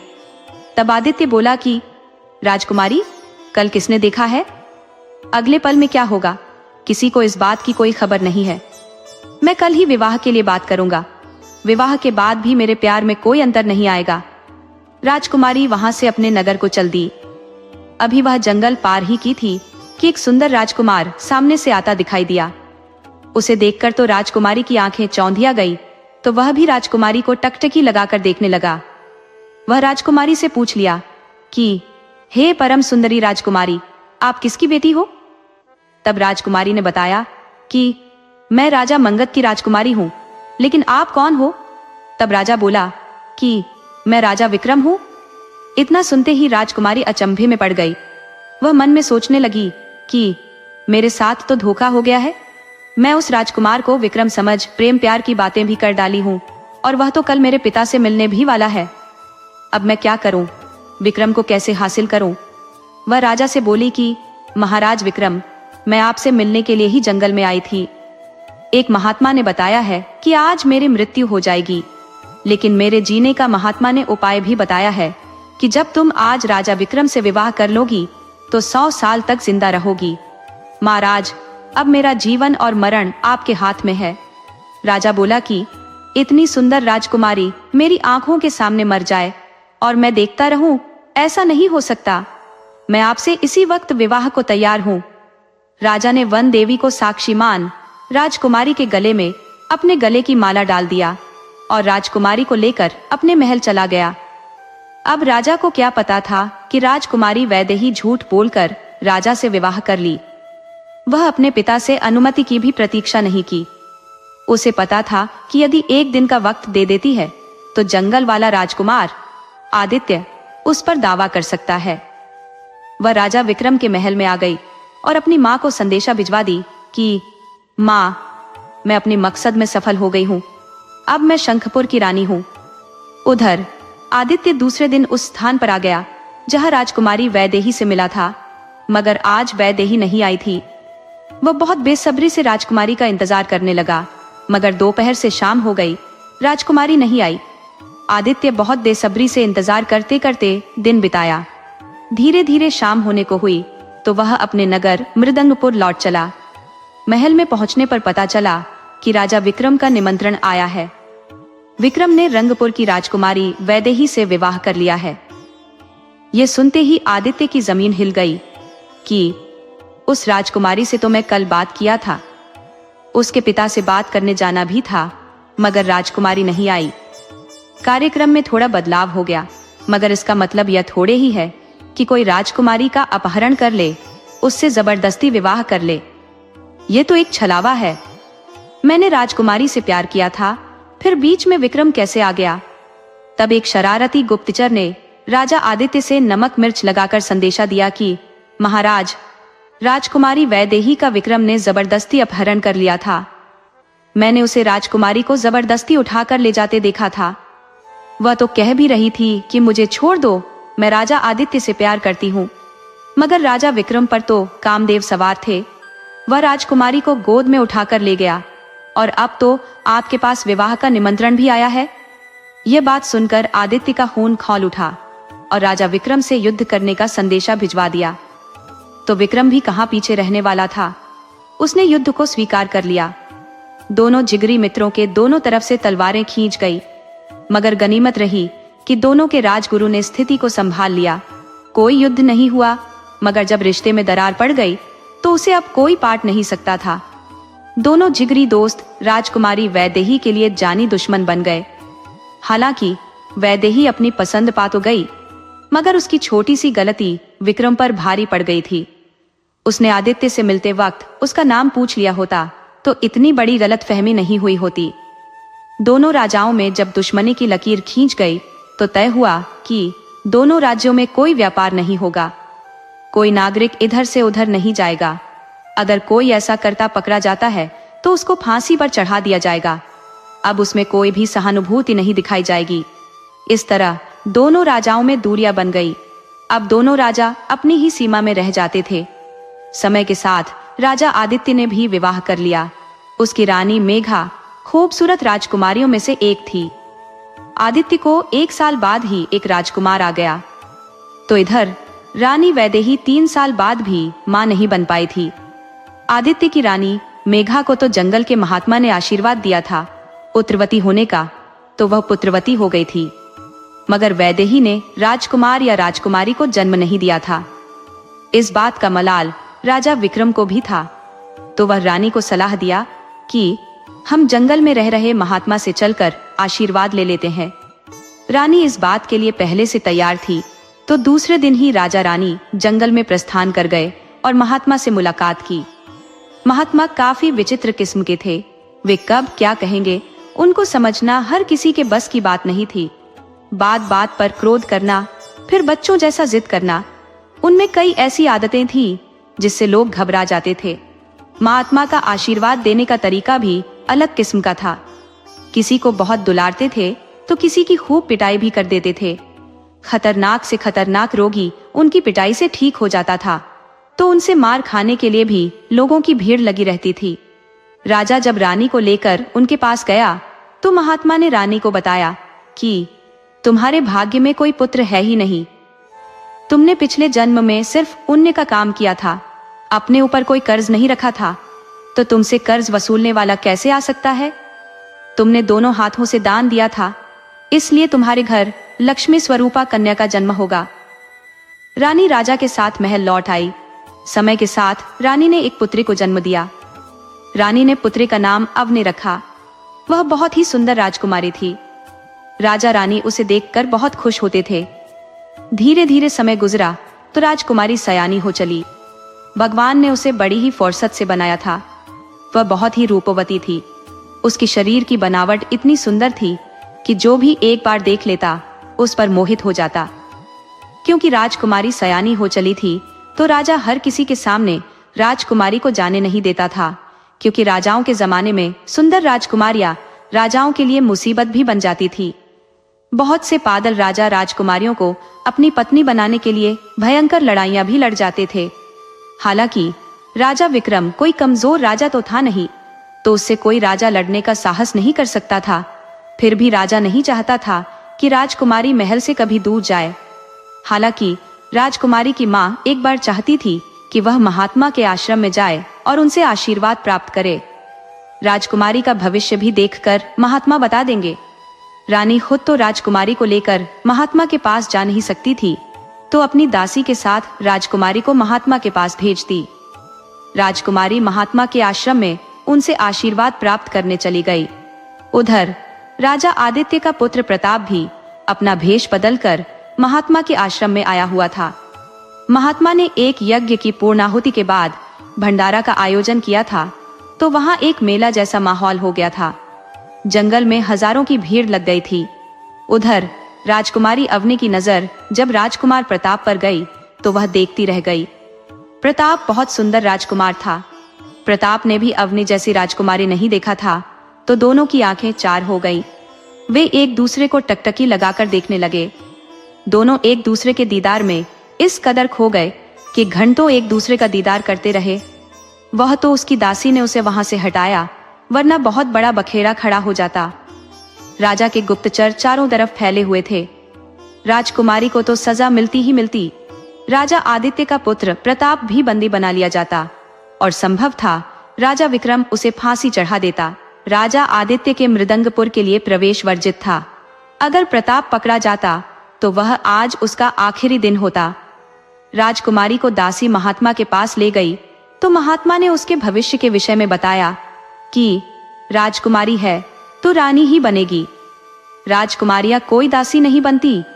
राजकुमारी ने अलग से अपने लिए महात्मा से आशीर्वाद मांगा कि आप हमारी मनोरथ पूरी कर दो। महात्मा ने आशीर्वाद दिया कि अवश्य तुम्हारी मनोरथ हर हाल में पूर्ण होगी, इसमें कोई संशय नहीं है। राजकुमारी अवनी महात्मा से आशीर्वाद पा खुशी खुशी अपने महल लौट आई। उसे पूर्ण विश्वास हो गया कि महात्मा की वाणी कभी निष्फल नहीं हो सकती, यानी मेरा पति वह राजकुमार ही बनेगा जिससे मेरी आंखें चार हुई हैं। अब समस्या थी कि राजकुमारी उस राजकुमार के विषय में जानती नहीं थी कि कौन है, कहाँ का है। हालांकि प्रताप समझ गया था कि राजकुमारी अवनी हमारे दुश्मन की बेटी है, उससे हमारा मिलन नहीं हो सकता। वह तो यहाँ आने की गलती कर बैठा था। अगर पकड़ा गया तो उसकी जीवित वापसी नहीं होगी, तो सबसे छुपते बचते जंगल पार कर अपने राज्य में प्रवेश कर गया। मगर वह राजकुमारी अवनी को भुला नहीं पा रहा था। अवनी उसके दिलो दिमाग में घर कर गई थी। वह उसे जितना भुलाना चाह रहा था उतना ही याद आ रही थी। इधर अवनी अपने राजमहल लौट आई, परंतु अपना दिल तो प्रताप के पास छोड़ आई थी। हमेशा खुश रहने वाली, महल में चिड़ियों की तरह चहचहाने वाली राजकुमारी अब उदास रहने लगी थी।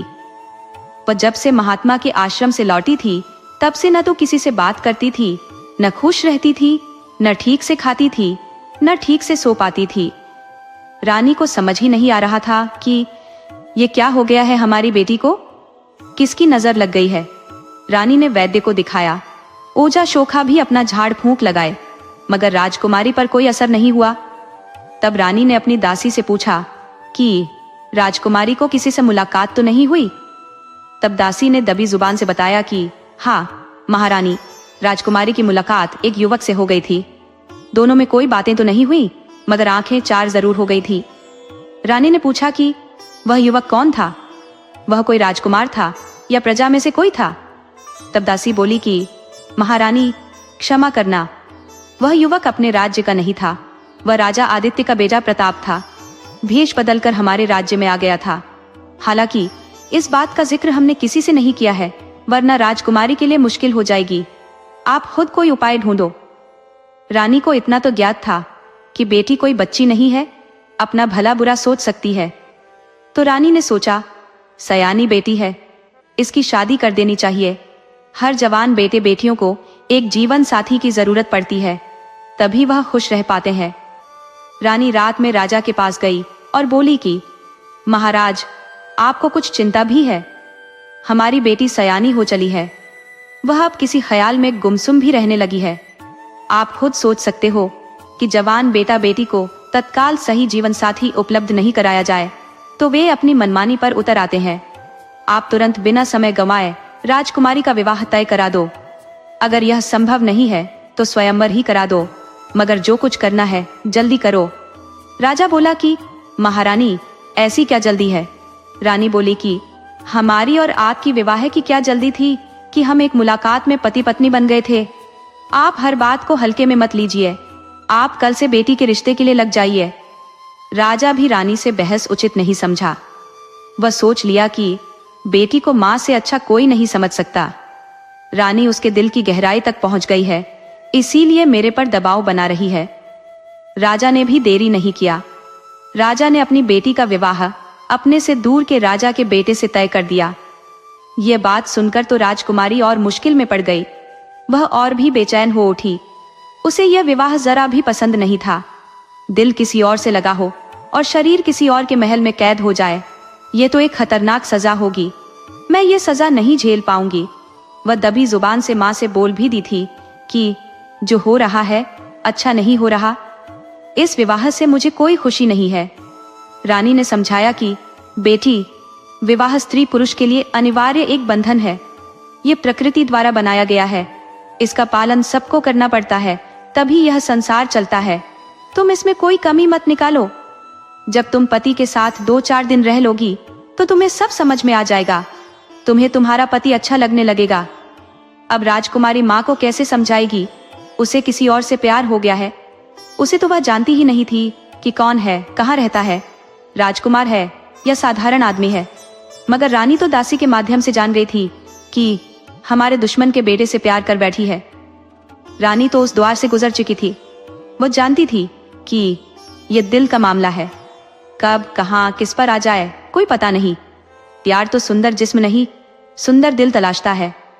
वह ऊंच नीच, जाति को जाति नहीं देखता, अमीर गरीब नहीं देखता, बूढ़ा जवान नहीं देखता, सिर्फ मन देखता है, दिल देखता है। धीरे धीरे राजकुमारी अवनी के विवाह के दिन नजदीक आने लगा। अब मात्र 7 दिन शेष रह गया था, तो राजा ने विवाह के निमंत्रण अपने मित्र राजाओं के पास भिजवाया। बहुत से साधु संत ब्राह्मण को भी निमंत्रण भिजवाया, मगर जंगल के महात्मा को कोई निमंत्रण नहीं भिजवाया, क्योंकि महात्मा का व्यवहार राजा को पसंद नहीं था। वह बहुत ज्यादा क्रोधी के साथ पागल भी थे। वह अपनी बात मनवाने के लिए मारपीट पर उतर जाते थे। राजा उनके क्रोध से बहुत डरता था। राजा श्राप के नाम से तो कांपने लगता था। महात्मा को बहुत सारी सिद्धियां प्राप्त थी। वे सिद्धियों के ऐसे ज्ञाता थे कि किसी भी राजा की पूरी सेना को जला डालने की शक्ति रखते थे। उनके क्रोध से आसपास के कई राज्यों के राजा डरा करते थे। डर के मारे कोई राजा महाराजा उनके आश्रम के आसपास भी नहीं जाता था। तो राजा ने महात्मा को निमंत्रण नहीं भिजवाया।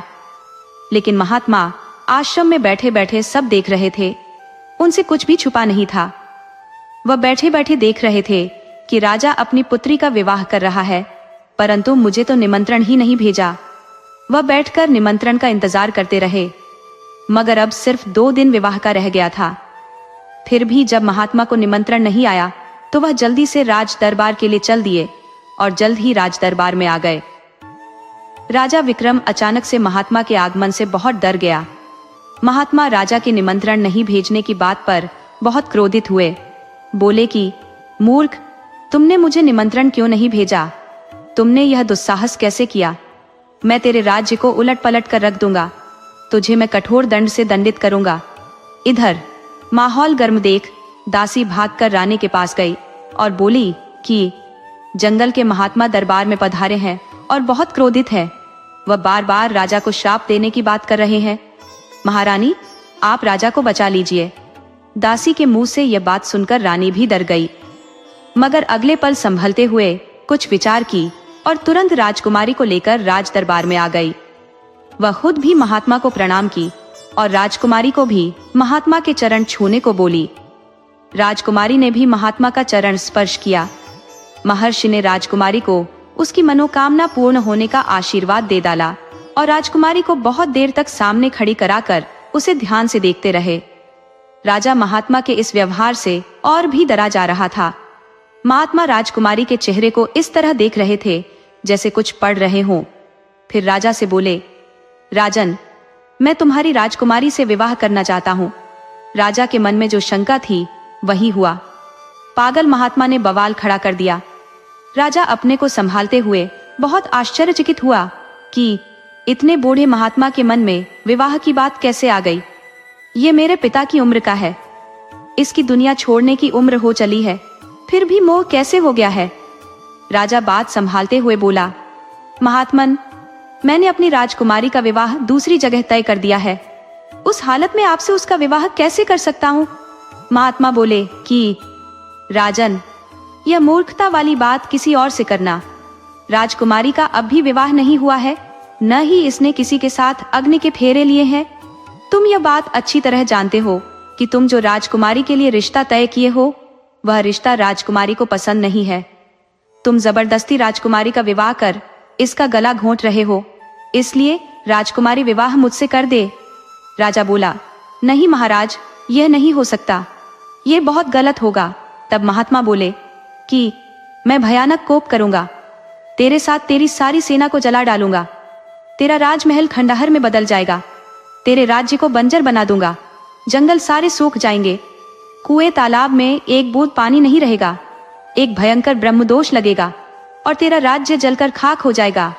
राजा बोला, नहीं महाराज, हम एक राजकुमारी के लिए अपने राज्य का सर्वनाश नहीं कराएंगे। मैं अपनी राजकुमारी का विवाह आपसे ही कर दूंगा। मुझे इसमें जरा भी ऐतराज नहीं है। यदि आप राजकुमारी से विवाह करना चाहते हैं तो मेरी 2 शर्त आपको माननी पड़ेगी। पहला शर्त है कि इस गर्मी के मौसम में एक टोकरी ताजे सेब का फल ला दीजिए। राजा को लगा कि यह कठिन शर्त है, परंतु महात्मा ने कहा कि तुम इसी वक्त मेरे आश्रम पर फल तोड़ने वाले 10-20 लोगों को भेजो। हमारे आश्रम में हर किस्म के फल मिल जाएंगे। सभी पेड़ 12 महीने फल से लदे रहते हैं। तुम 1-2 टोकरी नहीं, 1000 टोकरी भी मंगा सकते हो। अरे, हमारे आश्रम में वह पेड़ भी है जो इच्छा अनुसार फल देता है। तुम जानते हो कि मैं एक सिद्ध महात्मा हूँ, मेरे लिए कुछ भी असंभव नहीं है। तुम इस तरह की बेकार का शर्त क्यों मेरे से लगाते हो? तुम अभी आदमी भेजकर 1000 टोकरी सेब मेरे आश्रम से मंगा लो। अब तुम दूसरी शर्त सुनाओ। राजा बोला कि महात्मन, आपको राजकुमारी से विवाह करना है तो आप मेरे दुश्मन आदित्य के बेटे प्रताप का सिर काट कर मेरे पास ला दोगे तो राजकुमारी उसी वक्त आपकी हो जाएगी। मैं बहुत धूमधाम से आपका विवाह अपनी राजकुमारी अवनी से करा दूंगा। महात्मा बोले कि तुम्हें यह कठिन लग रहा है तो अच्छा, ये भी शर्त पूरी की देता हूँ। महात्मा बोले कि तुम यहाँ कोई चालाकी मत दिखाना, मैं बहुत जल्दी आदित्य के बेटे का सिर लेकर वापस आता हूँ। महात्मा वहां से राजा आदित्य के दरबार के लिए निकल पड़े। इधर राजकुमारी अवनी सोचने लगी कि बासी दाल में उबाल कहाँ से आ गया। महात्मा मेरे से विवाह क्यों करना चाहता है? मेरी जिंदगी नर्क क्यों बनाना चाहता है? राजकुमारी को बहुत चिंतित देखकर रानी बोली कि बेटी, तू चिंता मत कर, ये कोई ऐसा वैसा महात्मा नहीं है। इनके कहने और करने में बहुत अंतर होता है। इनकी बात हर कोई समझ नहीं पाता। महात्मा तेरी कोई बड़ी भलाई करना चाहते हैं। तब राजकुमारी को ख्याल आया कि महात्मा ने मेरे को आशीर्वाद दिया है कि तुम्हारी मनोकामना पूर्ण होगी, तो वह थोड़ा शांत हुई। उधर महात्मा जी चले गए मृदंगपुर राजा आदित्य के दरबार में। आदित्य अजीब महात्मा को अपने दरबार में देखकर बहुत डर गया। डरते डरते बोला, महात्मन, मैं आपकी क्या सेवा कर सकता हूँ? महर्षि बोले, राजन, तुम अपने पुत्र का सिर मेरे को दे दो। राजा बोला, महात्मन, आप ये क्या कह रहे हैं? भला मैं अपना पुत्र का सिर कैसे आपको दे सकता हूँ? मैं इतना निर्दयी नहीं हो सकता। आपको यदि सिर की ही जरूरत है तो मेरा सिर ले लीजिए, मगर मैं अपने पुत्र का सिर नहीं दे सकता। महात्मा बोले कि राजन, मुझे ना सुनने की आदत नहीं है, तुम मेरी आज्ञा का पालन करो, वरना मैं तेरा राज्य उलट पलट कर रख दूंगा। मैं तुझे घनघोर श्राप दे डालूंगा। राजा आदित्य महात्मा की बात सुन बहुत मुश्किल में पड़ गया। वह रानी की तरफ देखने लगा। रानी राजा से कहीं चतुर थी। वह समझ रही थी कि महर्षि का तात्पर्य कुछ और है। वह राजकुमार की कोई बड़ी भलाई करना चाहते हैं। वह महात्मा से बोल उठी, महात्मन, आप पूरे राजकुमार को ले जाओ और आप अपने हाथों ही राजकुमार का सिर काट देना। राजकुमार का जन्म भी तो आपके आशीर्वाद से हुआ है। इस तरह राजकुमार तो आप ही का है। आप खुशी खुशी राजकुमार को ले जाओ। महात्मा राजा से बोले कि मूर्ख राजा, तेरे से चतुर तेरी रानी है। वह रानी को आशीर्वाद दिए कि जल्दी ही तुझे लक्ष्मी स्वरूपा बहू मिलेगी, तुम इंतजार करो। महात्मा राजकुमार प्रताप को लेकर राजा विक्रम के दरबार में आ गए और बोले कि राजन, मैं तेरे दुश्मन के पुत्र को साबुत ले आया हूँ, तू अपने हाथ से इसका सिर काट दे। राजा विक्रम बोला कि महात्मन, आपका विवाह राजकुमारी से कराने से पहले मैं अपने दुश्मन के बेटे का सिर काट देता हूँ, अपने दुश्मन के बेटे का वध कर देता हूँ, तब आपका विवाह राजकुमारी से करा देता हूँ। महात्मा बोले, नहीं राजन, पहले मेरा विवाह होगा, उसके बाद तुम राजकुमार को मार देना, क्योंकि विवाह से पहले खून खराबा ठीक नहीं, इसे अपशकुन माना जाता है। राजा बोला कि अच्छा, जैसी आपकी मर्जी, अभी मैं इसे बंदी गृह में डलवा देता हूँ। महात्मा बोले कि नहीं, ये मेरे साथ ही रहेगा। जब तक मेरा विवाह राजकुमारी से नहीं हो जाता, मैं इसे साथ ही रखूंगा। राजा महात्मा से उलझना नहीं चाहता था। वह महात्मा के कोप को जानता था, तो वह राजकुमारी को महात्मा के सामने बुलाया और बोला कि महात्मन, आप अब राजकुमारी से किस विधि से विवाह करना चाहते हैं, कर डालिए। तब महात्मा बोले कि अच्छी बात है। राजकुमारी से बोले, राजकुमारी, तुम माला उठाओ और जल्दी से अपनी मनोकामना पूर्ण कर लो। महात्मा ने राजकुमारी को आंखों से इशारा किया कि देर मत करो, तेरा प्रेमी तेरे सामने है, वरमाला इसे पहना दो। राजकुमारी महात्मा की बातों का मतलब समझ गई। वह प्रताप के गले में विवाह की जयमाला पहना दी। राजा विक्रम अपनी राजकुमारी अवनी पर बहुत क्रोधित हुआ। बोला कि राजकुमारी, तुमने यहाँ सबका अपमान कर दिया है। तुझे माला महात्मा को पहनाना था। तू मेरे दुश्मन के गले में माला डाल दी। मैं तुझे जिंदा नहीं छोड़ूंगा। तुमने मेरे राज्य को संकट में डाल दिया है। अब महात्मा की कोप से कौन बचाएगा? तब महात्मा बोले कि राजन, शांत हो जाओ, मैं तुम पर कोई कोप नहीं करने जा रहा।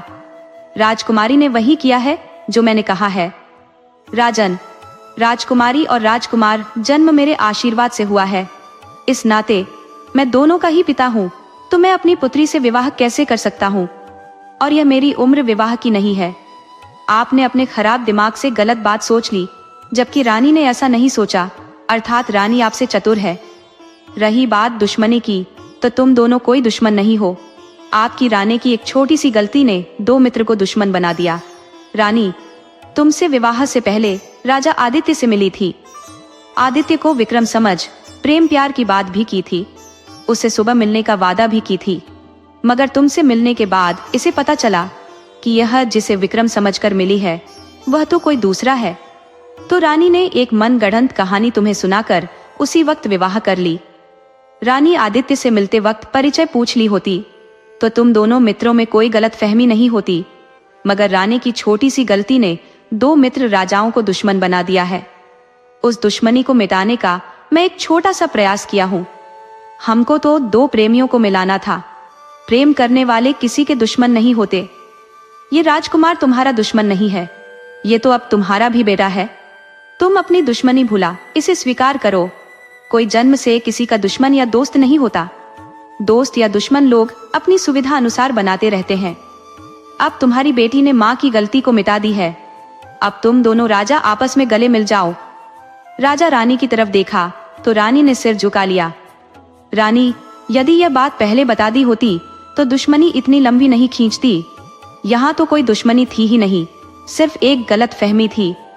राजा सोचा कि महात्मा भी बड़े अजीब होते हैं, उनकी बात हर कोई समझ ही नहीं पाता और बड़े से बड़ा काम कर जाते हैं, टूटे दिलों को भी जोड़ जाते हैं। राजा खुशी खुशी बेटी को अपने मित्र के घर विदा किया और जब अपने मित्र से रानी की सच्चाई बताया तो आदित्य को भी अफसोस हुआ कि वह खुद गलती पर था।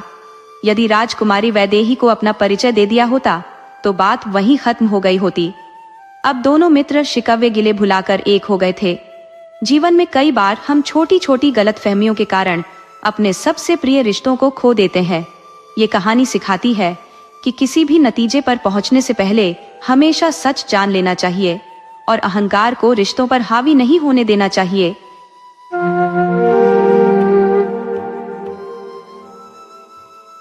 बात उस जमाने की है जब करमपुर नाम के एक राज्य पर जयंत नाम के एक राजा का राज्य था। नगर में चारों तरफ शांति ही शांति थी। राजा जयंत एक बहुत ही समझदार राजा था। उसके आसपास के राजाओं में अक्सर भयंकर युद्ध होते रहते थे, लेकिन राजा जयंत अपनी कुटिल राजनीति की मदद से अपने आसपास के राजाओं के साथ मित्रता का व्यवहार बनाकर रखता था। पड़ोसी राजा भी राजा जयंत की बात हमेशा मानते थे, जिसके चलते कई युद्ध टल चुके थे। यही वजह थी कि राजा का सम्मान आस पड़ोस के राज्य के लोग भी करते थे, और वह सम्मान करते भी क्यों ना, क्योंकि युद्ध से आज तक किसका भला हुआ है। राजा जयंत अपना हर फैसला प्रजा की भलाई के लिए लेता था। राजा की पत्नी, जिसका नाम चंपावती था, वह बहुत ही सरल स्वभाव की थी। राजमहलों में रहते हुए भी उसके मन में बिल्कुल भी घमंड नहीं था। राजा और रानी की एक बेटी थी जिसकी उम्र अभी 5 वर्ष की थी। राजा रानी अपनी बेटी से बहुत ही प्यार करते थे। राजकुमारी का नाम था रूपाली। रूपाली बचपन से ही बहुत सुंदर थी और वह बिल्कुल एक गुड़िया जैसी लगती थी। इस तरह से राजा का भरा पूरा परिवार था। लेकिन अभी तक उसके राज्य के उत्तराधिकारी ने जन्म नहीं लिया था। मतलब यह कि राजा का कोई बेटा नहीं था, जिसके कारण रानी अक्सर ही परेशान रहती थी। एक बार की बात है, जब राजा अपने दरबार में बैठे हुए थे, उसी समय नगर के 2 साहूकार वहां पर आए। साहूकार बोले, महाराज आपकी जय हो। महाराज हमारा न्याय कीजिए, हम लोग ठगी का शिकार हो गए हैं। हम तो इस कदर ठगे गए हैं कि हमारी आने वाली पीढ़ियां भी इस ठगी से बाहर नहीं निकल पाएंगी। मेहरबानी करके हमें बचा लीजिए महाराज। राजा ने कहा, आप दोनों पहले शांत हो जाइए, आपके साथ न्याय अवश्य होगा, लेकिन न्याय करने से पहले मुझे इस मामले के बारे में पूरी जानकारी दीजिए। आप दोनों के इस तरह से परेशान होने से कोई समाधान निकलने वाला नहीं है। आप दोनों मुझे पूरी बात विस्तार से बताइए, तभी तो मैं दोषियों को सजा दे पाऊंगा। उनमें से पहला सेठ कहने लगा, महाराज कल जब मैं अपनी दुकान में बैठा हुआ था, तभी एक आदमी मेरी दुकान पर आया। वह मुझसे सभी तरह के हीरे जवाहरात दिखाने के लिए कहने लगा। उस आदमी का पहनावा एक अमीर आदमी के जैसा था। मुझे लगा कि शायद वह कोई व्यापारी होगा। यह सोचकर मैंने उसे सोने के बने हुए आभूषण दिखाना शुरू कर दिया।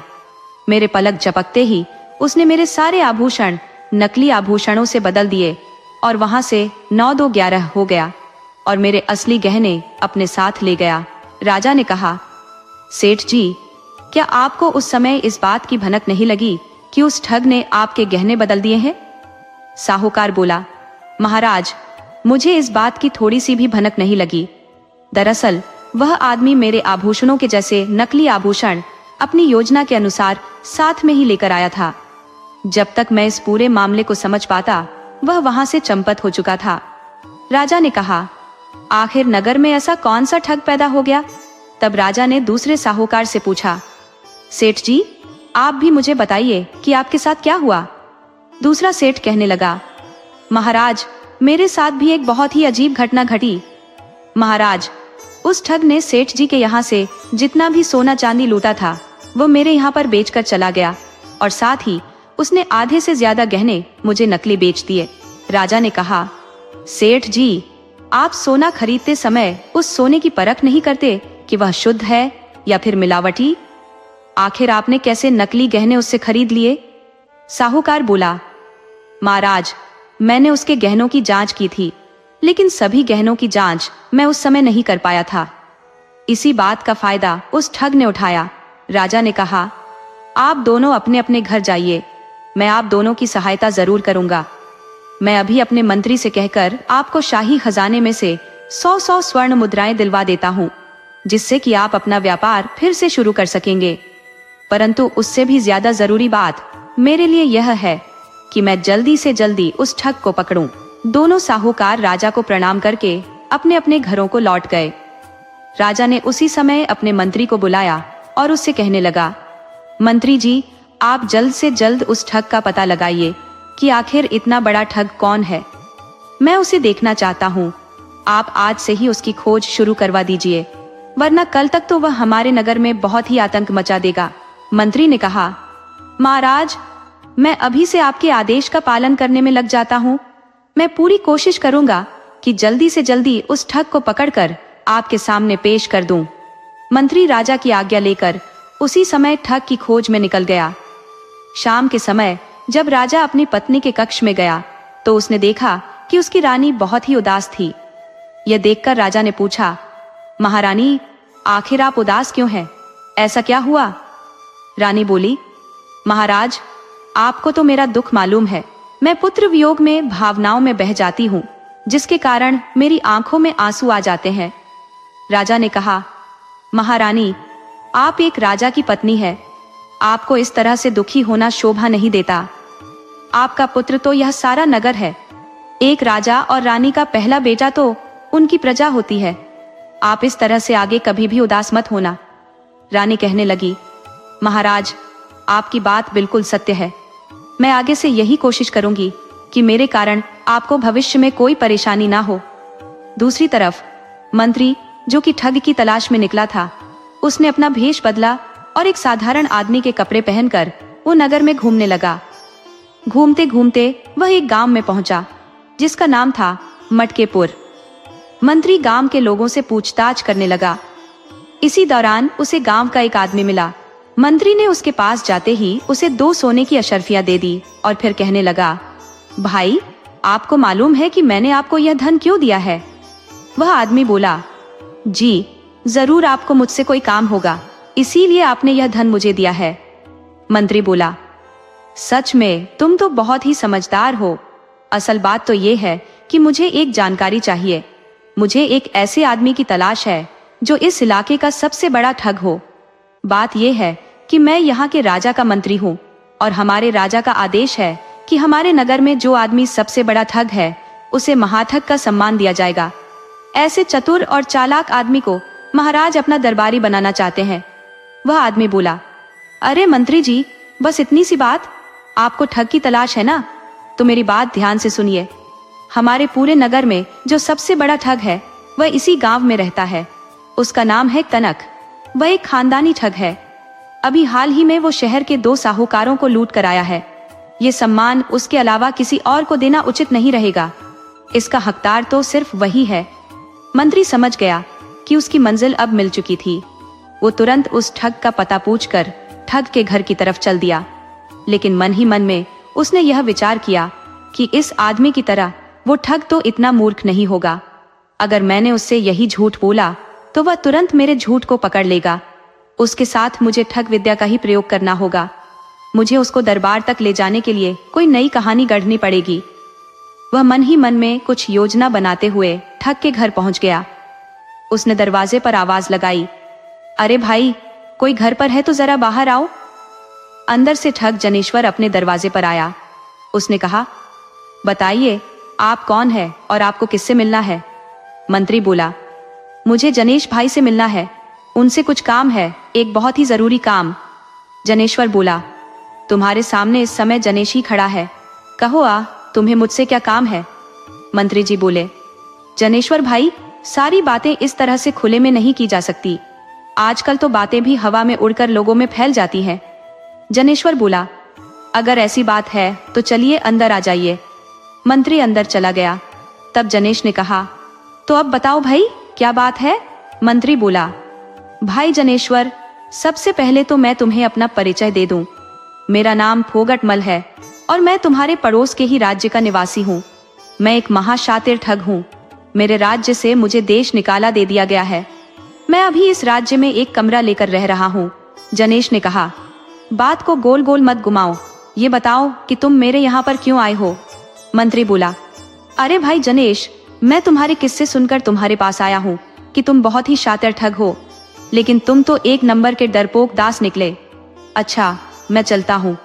मैं तो सोच रहा था कि हम दोनों मिलकर अपनी ठग विद्या से कोई नया कांड करेंगे, लेकिन लगता है कि मैं गलत जगह पर आ गया हूँ।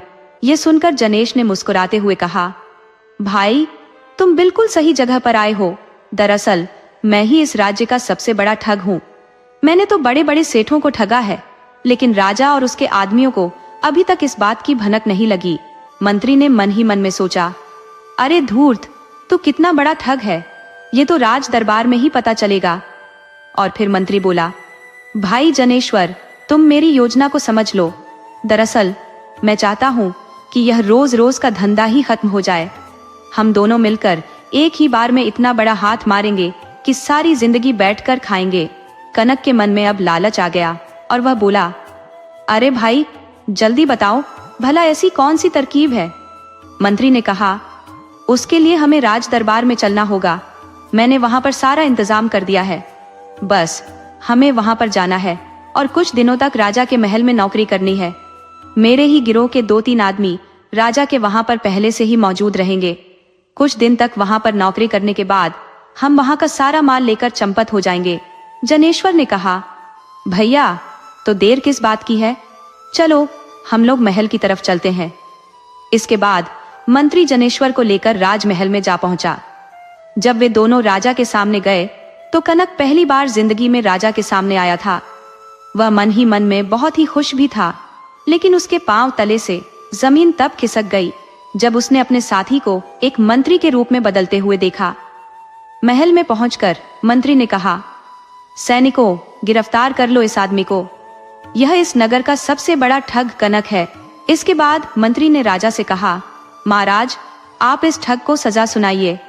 राजा ने कहा, धूर्त आदमी, तू इस तरह से ठगी करता है? तुझे मालूम नहीं कि मैं अपने नगर में चोर बदमाशों को नहीं रहने देता? ये सब देखकर कनक घबरा गया और हाथ जोड़कर कहने लगा, महाराज, मुझे माफ कर दीजिए। मैं ठगा हुआ धन अभी वापस लौटा दूंगा, लेकिन आप मुझे सजा मत दीजिए। आज के बाद मैं सारे गलत काम छोड़ दूंगा, क्योंकि अब मेरी आंखें खुल चुकी हैं। राजा ने कहा, यह तो अच्छी बात है कि तुम सारे गलत काम छोड़ दोगे, लेकिन जो गलत काम तुम कर चुके हो उसकी सजा तो तुम्हें भुगतनी ही पड़ेगी। और तुम्हारे लिए सजा ये है कि तुम इसी वक्त यह राज्य छोड़कर चले जाओ। तुम्हें देश निकाला दिया जाता है, तुम्हारा घर और संपत्ति जब्त कर ली जाएगी, और तुम अब सारी जिंदगी इस राज्य में कभी पांव मत रखना, वरना तुम्हें मृत्यु दंड दे दिया जाएगा। राजा की बात सुनकर ठग कनक घबरा गया और वह राज्य छोड़कर वहां से दूसरे राज्य की तरफ चला गया। कनक के चले जाने के बाद मंत्री ने कहा, महाराज, आपने यह एक गलत फैसला ले लिया। आपको इस ठग को सजा के तौर पर अपने कारागार में बंद करवा देना चाहिए था, क्योंकि भविष्य में यह खुले सांड की तरह हम पर हमला कर सकता है, हमें कोई नुकसान पहुंचा सकता है। राजा ने कहा, अरे मंत्री जी, आप इस बात की चिंता न करें। भला इस ठग की क्या मजाल कि यह हमें कोई नुकसान पहुंचाए। दूसरी तरफ कनक उस नगर को छोड़कर दूसरे राज्य में प्रवेश कर चुका था। उसके मन में राजा के लिए बहुत ही क्रोध आ रहा था, लेकिन वह राजा का कुछ बिगाड़ नहीं सकता था। चलते चलते उसे एक संत का आश्रम मिला।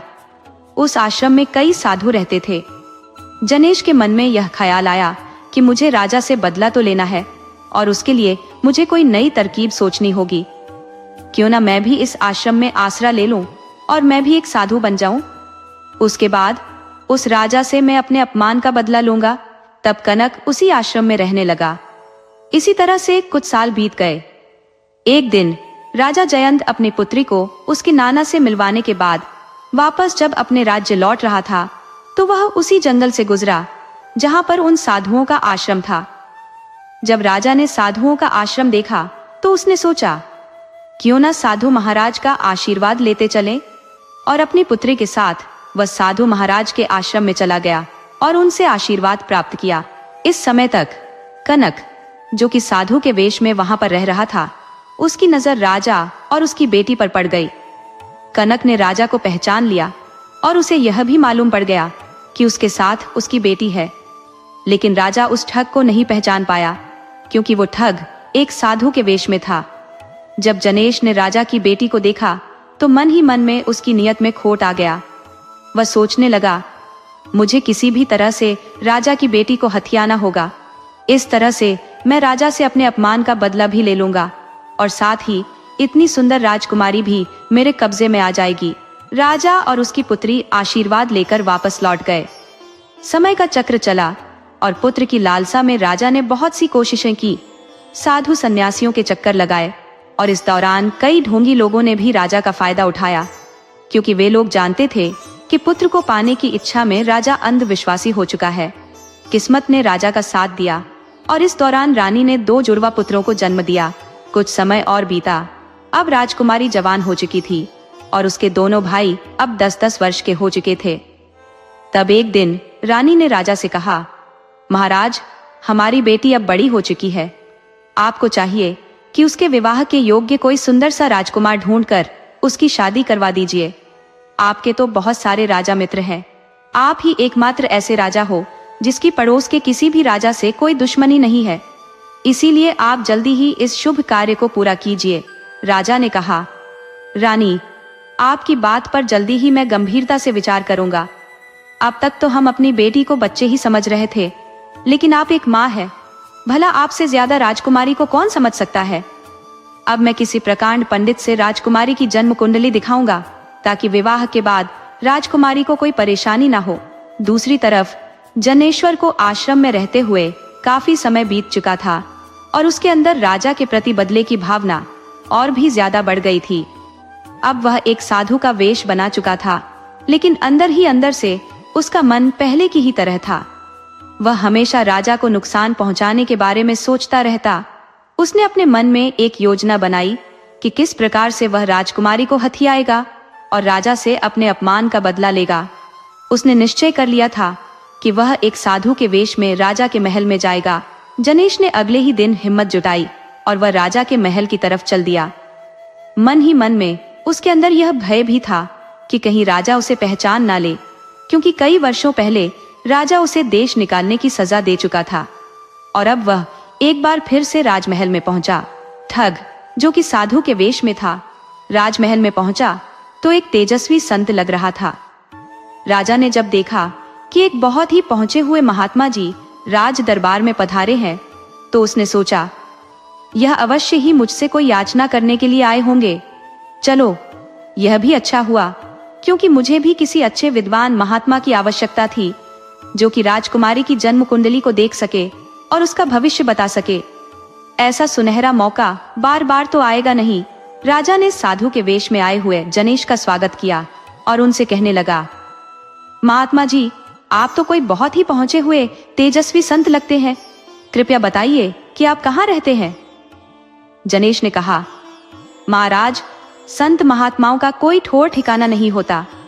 अच्छा लगा तो आपके बगीचे में भी समाधि लग सकती है, नहीं तो फिर जंगल में पहुंच जाएंगे। न तो हम किसी राज्य के हैं और न ही हमारा कोई स्थायी राजा है। हम जिस राज्य में रहते हैं, जिस राज्य का अन्न जल ग्रहण करते हैं, वह राज्य हमारा हो जाता है। इस समय हम आपके महल में हैं, तो समझ लीजिए हम आपके राज्य के हैं। राजा उसकी बातों से बड़ा ही प्रभावित हुआ और बोला, सचमुच आप तो एक बहुत ही पहुंचे हुए महात्मा है। मेरी आपसे प्रार्थना है कि आप मेरी बेटी राजकुमारी की कुंडली देखकर उसका भविष्य बताइए। साधु बोला, महाराज, मैं तो सिर्फ राजकुमारी का चेहरा देखकर ही उसका भविष्य बता सकता हूँ। आप अपनी राजकुमारी को बुलवा लीजिए, क्योंकि बात यह है कि मैं ज्यादा देर तक एक जगह पर नहीं ठहरता। ठग मन ही मन में यह सोच रहा था कि मैं जिस काम के लिए आया था वह तो अपने आप ही पूरा हो रहा है। राजा ने उसी समय एक दासी को भेजकर राजकुमारी को दरबार में आने का आदेश दिया। दासी ने जाकर राजकुमारी को बताया कि महाराज ने आपको दरबार में बुलाया है, तो उसे हैरानी हुई कि आखिर पिताजी को मुझसे ऐसा कौन सा काम आन पड़ा। और फिर राजकुमारी तुरंत ही राजा के सामने पहुंच गई। राजा ने साधु से कहा, लीजिए महात्मा जी, हमारी राजकुमारी आ गई। अब आप इनका भविष्य देखकर बताइए। महात्मा बने हुए ठग ने राजकुमारी को आश्रम में देखा था, तभी से वह उस पर मोहित हो चुका था। लेकिन जब आज उसने राजकुमारी को अपने सामने देखा तो उसकी सुंदरता देखकर वह दंग रह गया। थोड़ी देर तक वह राजकुमारी के चेहरे को देखता रहा और उसके बाद वह राजा से बोला, महाराज, घोर अपशकुन, राजकुमारी का भविष्य तो बहुत ही बुरा है। यूं कहिए कि राजकुमारी आपके ऊपर मंडराती हुई एक विपत्ति है, और यह विपत्ति 7 दिन के बाद ही आप पर आने वाली है। 7 दिन के बाद आपकी मृत्यु हो जाएगी और उसके 7 दिन के बाद आपकी रानी मर जाएगी, और ठीक उसके 7 दिन के बाद आपके दोनों जुड़वा बेटे मर जाएंगे। अगर कोई बचेगा तो बस यह कुल घात नहीं। राजा बोला, महात्मा जी, यह आप कैसी बातें कर रहे हैं? मेरी राजकुमारी भला ऐसी कैसे हो सकती है? साधु ने कहा, महाराज, मैंने जो कुछ भी कहा है वह इसका भविष्य देखकर कहा है, और आप तो जानते ही हैं कि संत का वचन कभी मिथ्या नहीं होता। संत कभी झूठ नहीं बोलते, क्योंकि झूठ बोलने से मेरा कोई फायदा या नुकसान तो होने वाला है नहीं। आप ये बताइए, क्या यह बात सच नहीं कि राजकुमारी के जन्म के बाद कई सालों तक आपको पुत्र से वंचित रहना पड़ा? असल में आपको कई वर्षों पहले ही पुत्र की प्राप्ति हो जाती, लेकिन इस राजकुमारी के दुर्भाग्य के कारण आपको इतने सालों तक पुत्र प्राप्ति से वंचित रहना पड़ा, और अब इसकी बुरी छाया के कारण आपके कुल का सर्वनाश हो जाएगा। आप इसे एक पुत्र की नजर से देख रहे हैं। अगर आप अपनी अंतरात्मा से पूछेंगे तो आपको सच्चाई पता लग जाएगी। राजा जयंत अंधविश्वासी तो था ही, उसे लगा कि महात्मा जी बिल्कुल ठीक बोल रहे हैं। वह भयभीत हो गया, और जब उसने भय की दृष्टि से अपनी बेटी को देखा तो उसे राजकुमारी के रूप में अपनी मौत नजर आने लगी। उसे लगा कि राजकुमारी सच में उसकी मृत्यु का कारण बनेगी, जबकि राजकुमारी अब कोई छोटी बच्ची नहीं थी। उसने ठग की नजर को भांप लिया था। वह समझ चुकी थी कि यह आदमी कोई महात्मा नहीं है, ये जरूर कोई ढोंगी है, और इसकी मुझ पर बुरी नजर है। किसी भी तरह से छल करके यह मुझे पाना चाहता है। वह राजा से कहने लगी, पिताजी, यह आदमी कोई साधु महात्मा नहीं है। आप इसकी बातों पर बिल्कुल भी विश्वास न कीजिए। आप चाहें तो मेरा भविष्य किसी और महात्मा जी से दिखा सकते हैं। राजा ने कहा, राजकुमारी, ये महात्मा जी झूठ नहीं बोलते, बल्कि ये तो बिल्कुल सच बोल रहे हैं। उसके बाद राजा ने महात्मा से कहा, महात्मा जी, आप मुझे इस मुसीबत से छुटकारा पाने का कोई उपाय बताइए। जनेश ने राजा से कहा, महाराज, आपके पास अब बस एक ही रास्ता है, और वह यह है कि राजकुमारी की हत्या कर दी जाए। परंतु यदि आपने अपनी पुत्री की हत्या की तो आपको पुत्री हत्या का पाप लगेगा और इसके लिए आपको नरक में जाना पड़ेगा। राजा ने कहा, नहीं महात्मा जी, मैं अपने हाथों से राजकुमारी की हत्या नहीं करना चाहता। आप कोई ऐसा उपाय बताइए जिससे सांप भी मर जाए और लाठी भी न टूटे। तब साधु ने कहा, महाराज, आप एक बड़े से लकड़ी के संदूक में राजकुमारी को बंद करके नदी में बहा दीजिए। ये बहते हुए किसी दूसरे राज्य में चली जाएगी। वहां पर वह संदूक जिसके भी हाथ लगेगा और संदूक में से राजकुमारी को बाहर निकालेगा तो यह मुसीबत उसके सिर चली जाएगी। मेरी मानिए तो यह शुभ कार्य आप आज ही कर डालिए। अब आपको तो पता है कि मैं एक जगह पर ज्यादा देर तक नहीं रुकता। अभी मैं चलता हूँ, फिर कभी आपसे मिलूंगा।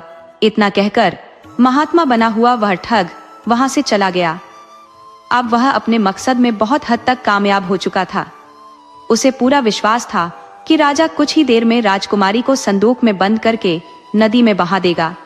वह सोचने लगा, मुझे अब नदी के किनारे किनारे 4-5 मील दूर जाकर बैठना चाहिए। जब वह बहता हुआ संदूक मेरे पास आएगा तो मैं उसे निकाल लूंगा और फिर उसे उठाकर मैं अपने घर ले जाऊंगा।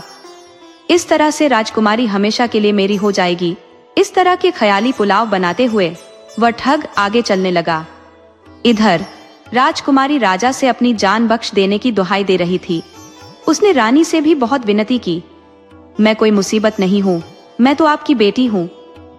परंतु राजा और रानी ने राजकुमारी की कोई बात नहीं सुनी और अपनी जान बचाने के लिए राजकुमारी को एक बड़े से संदूक में बंद करवा के नगर के पास ही एक नदी में बहा दिया। राजा ने अपने एक जासूस को भी उस बक्से के पीछे लगा दिया कि जाकर देखो कि इस संदूक को कौन पाएगा और यह मुसीबत हमारे राज्य में रह जाएगी या फिर किसी दूसरे राज्य में। इधर वह संदूक नदी में बहता हुआ आगे आगे जा रहा था। वो गुप्तचर भी छिप छिपाते उस संदूक का पीछा कर रहा था। तभी उसने देखा कि एक राजा अपने सैनिकों के साथ शिकार करके लौट रहा था। प्यासा होने के कारण वह जल पीने के लिए नदी में उतर गया। अचानक उसकी नजर उस बहते हुए संदूक पर पड़ी। उसने अपने सैनिकों को आदेश दिया कि संदूक को बाहर निकाल कर लाया जाए। सैनिक संदूक को नदी से बाहर ले आए। राजा ने संदूक को बड़े ही ध्यान से देखा। संदूक पर लगे हुए ताले के साथ उसकी चाबी भी थी। चाबी लगाकर संदूक को खोला गया। संदूक खोलने पर राजा चौंक गया। उसके अंदर तो एक बहुत ही सुंदर लड़की थी और वह भी बिल्कुल ठीक ठाक। राजा सोचने लगा, शायद कुछ देर पहले ही किसी ने इसे बहाया होगा। राजा ने राजकुमारी को संदूक से बाहर निकाला और उससे पूछा, तुम कौन हो और तुम्हें किस अपराध के दंड के कारण इस संदूक में बंद करके बहा दिया गया है? राजकुमारी बोली, राजा, मेरी पिछली जिंदगी के बारे में जानकर आप क्या करेंगे? हाँ, मैं आपको इतनी बात बता सकती हूँ कि मैं कोई कलंकिनी नहीं हूँ। मैंने ऐसा कोई भी अपराध नहीं किया जिसके लिए मुझे सजा दी जा सके। लेकिन मेरा अपराध सिर्फ इतना है कि मैं एक अंधविश्वासी माता पिता के घर में पैदा हुई। मेरे माता पिता को एक ढोंगी साधु ने यह कह दिया था कि मैं उनके लिए विपत्ति हूँ। बस मेरे माता पिता ने बिना सोचे समझे मुझे इस संदूक में बंद करवा दिया। यह तो अच्छा हुआ कि यह संदूक आपके हाथ लग गया, वरना वह साधु भी इसी नदी के किनारे पर कहीं आसपास ही इस संदूक का इंतजार कर रहा होगा। राजा ने कहा, तुम्हारी कहानी तो बड़ी ही विचित्र है, परंतु तुम निराश मत होना। नियति ने तुम्हें मेरी रानी बनाने के लिए भेजा है, क्योंकि मेरे गुरु ने मुझे बताया था कि जब मुझे इस तरह से नदी के किनारे पर कोई लड़की मिलेगी तो वही मेरी पत्नी बनेगी और वह मेरे राज्य के लिए बहुत ही भाग्यशाली होगी। तो हे सुंदर राजकुमारी, मैं तुम्हारे सामने यह प्रार्थना करता हूँ कि क्या तुम मेरी पत्नी बनना स्वीकार करोगी? राजकुमारी बोली, हे राजन, आप यह प्रार्थना करके मुझे शर्मिंदा कर रहे हैं, क्योंकि मुझे इस संदूक से बाहर निकालकर आपने मेरे प्राणों की रक्षा की है। मेरा तो रोम रोम अब आपका हो चुका है। आप तो सिर्फ आदेश कीजिए, मैं आपका हर आदेश मानने को तैयार हूँ। अगर आप मुझे अपनी रानी बनाना चाहते हैं तो मुझसे ज्यादा सौभाग्यशाली भला कौन दूसरी होगी। आपका हर फैसला मुझे मंजूर है, परंतु इससे पहले मैं यह चाहती हूँ कि उस ढोंगी साधु को भी दंड मिलना चाहिए। राजा ने कहा, हाँ राजकुमारी, उस ढोंगी साधु को भी दंड अवश्य मिलेगा। मैंने जंगल में शिकार करते हुए एक भालू को पकड़ा है जिसे पिंजरे में बंद रखा गया है। अब उसे पिंजरे की जरूरत नहीं है, बल्कि उसे तो संदूक की जरूरत है। राजा ने उस भालू को बड़े संदूक में बंद कर दिया और फिर पानी में बहा दिया। राजा राजकुमारी को साथ लेकर अपने नगर को चला गया। इधर वो जासूस जो संदूक का पीछा कर रहा था, उसने देखा कि संदूक बहता हुआ आगे जाने लगा और बहते बहते जब वह साधु बने हुए ठग के पास पहुंचा तो ठग ने संदूक को पानी से बाहर निकाल लिया और फिर उसने साधु की नकली दाढ़ी, मूछ, भगवा वस्त्र सब कुछ नदी में बहा दिया। अब वह एक साधारण मनुष्य की भांति दिख रहा था। उसने संदूक को किसी तरह से उठाया और अपने घर की तरफ चल दिया। वह संदूक उठाए घर की तरफ चला जा रहा था। उस समय आधी रात हो चुकी थी। वह मन ही मन में सोच रहा था कि अब तो राजकुमारी मेरे कब्जे में आ गई। जब वह अपने घर पहुंचा तो उसने संदूक को एक कमरे में बंद किया। दूसरी तरफ वह जासूस अभी तक उसका पीछा कर रहा था। वह कमरे के अंदर तो नहीं जा सकता था, लेकिन अंजाम तो वह जानता था कि अब आगे क्या होने वाला है। वह सोच रहा था कि यह ठग जिसे राजकुमारी समझकर लाया है, उस संदूक के अंदर तो एक भालू बंद है और यह भालू आज उस ठग को अच्छा सबक सिखाएगा। ऐसे ढोंगी के साथ यही होना चाहिए। इधर जब जनेश ने जल्दी से संदूक का ताला खोला तो वो भालू, जो कि काफी समय से गुस्से में संदूक के अंदर बैठा हुआ था, संदूक से बाहर आ गया। जैसे ही वह संदूक से बाहर आया तो वह ठग पर टूट पड़ा और उसे नोच नोच कर खाने लगा। ठग सोच रहा था कि राजा ने उसके साथ छल किया है, लेकिन जब उसकी सांसें टूटने लगी तो उसे ख्याल आया कि गलती तो मेरी ही थी। जिंदगी भर मैंने लोगों के साथ धोखा किया, आज उसी की सजा मुझे मिल रही है। थोड़ी ही देर के बाद भालू ने जनेश को मार दिया और फिर दरवाजे की कुंडी खोलकर वह जंगल को चला गया।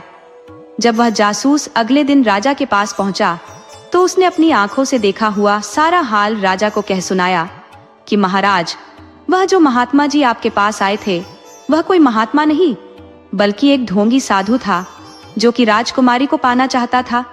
और उस ढोंगी की बात मानकर आपने राजकुमारी को संदूक में बंद करके पानी में बहा दिया। इसके बाद उस जासूस ने सारी बातें विस्तार से महाराज को बता दी।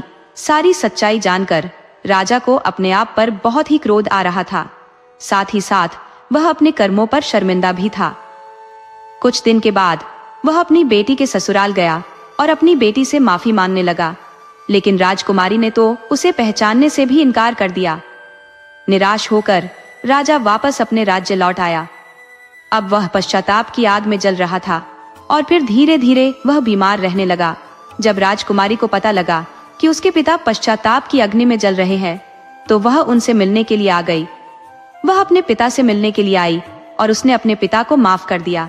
तो दोस्तों, मुझे पूरी उम्मीद है कि आपको यह कहानी बहुत ही पसंद आई होगी।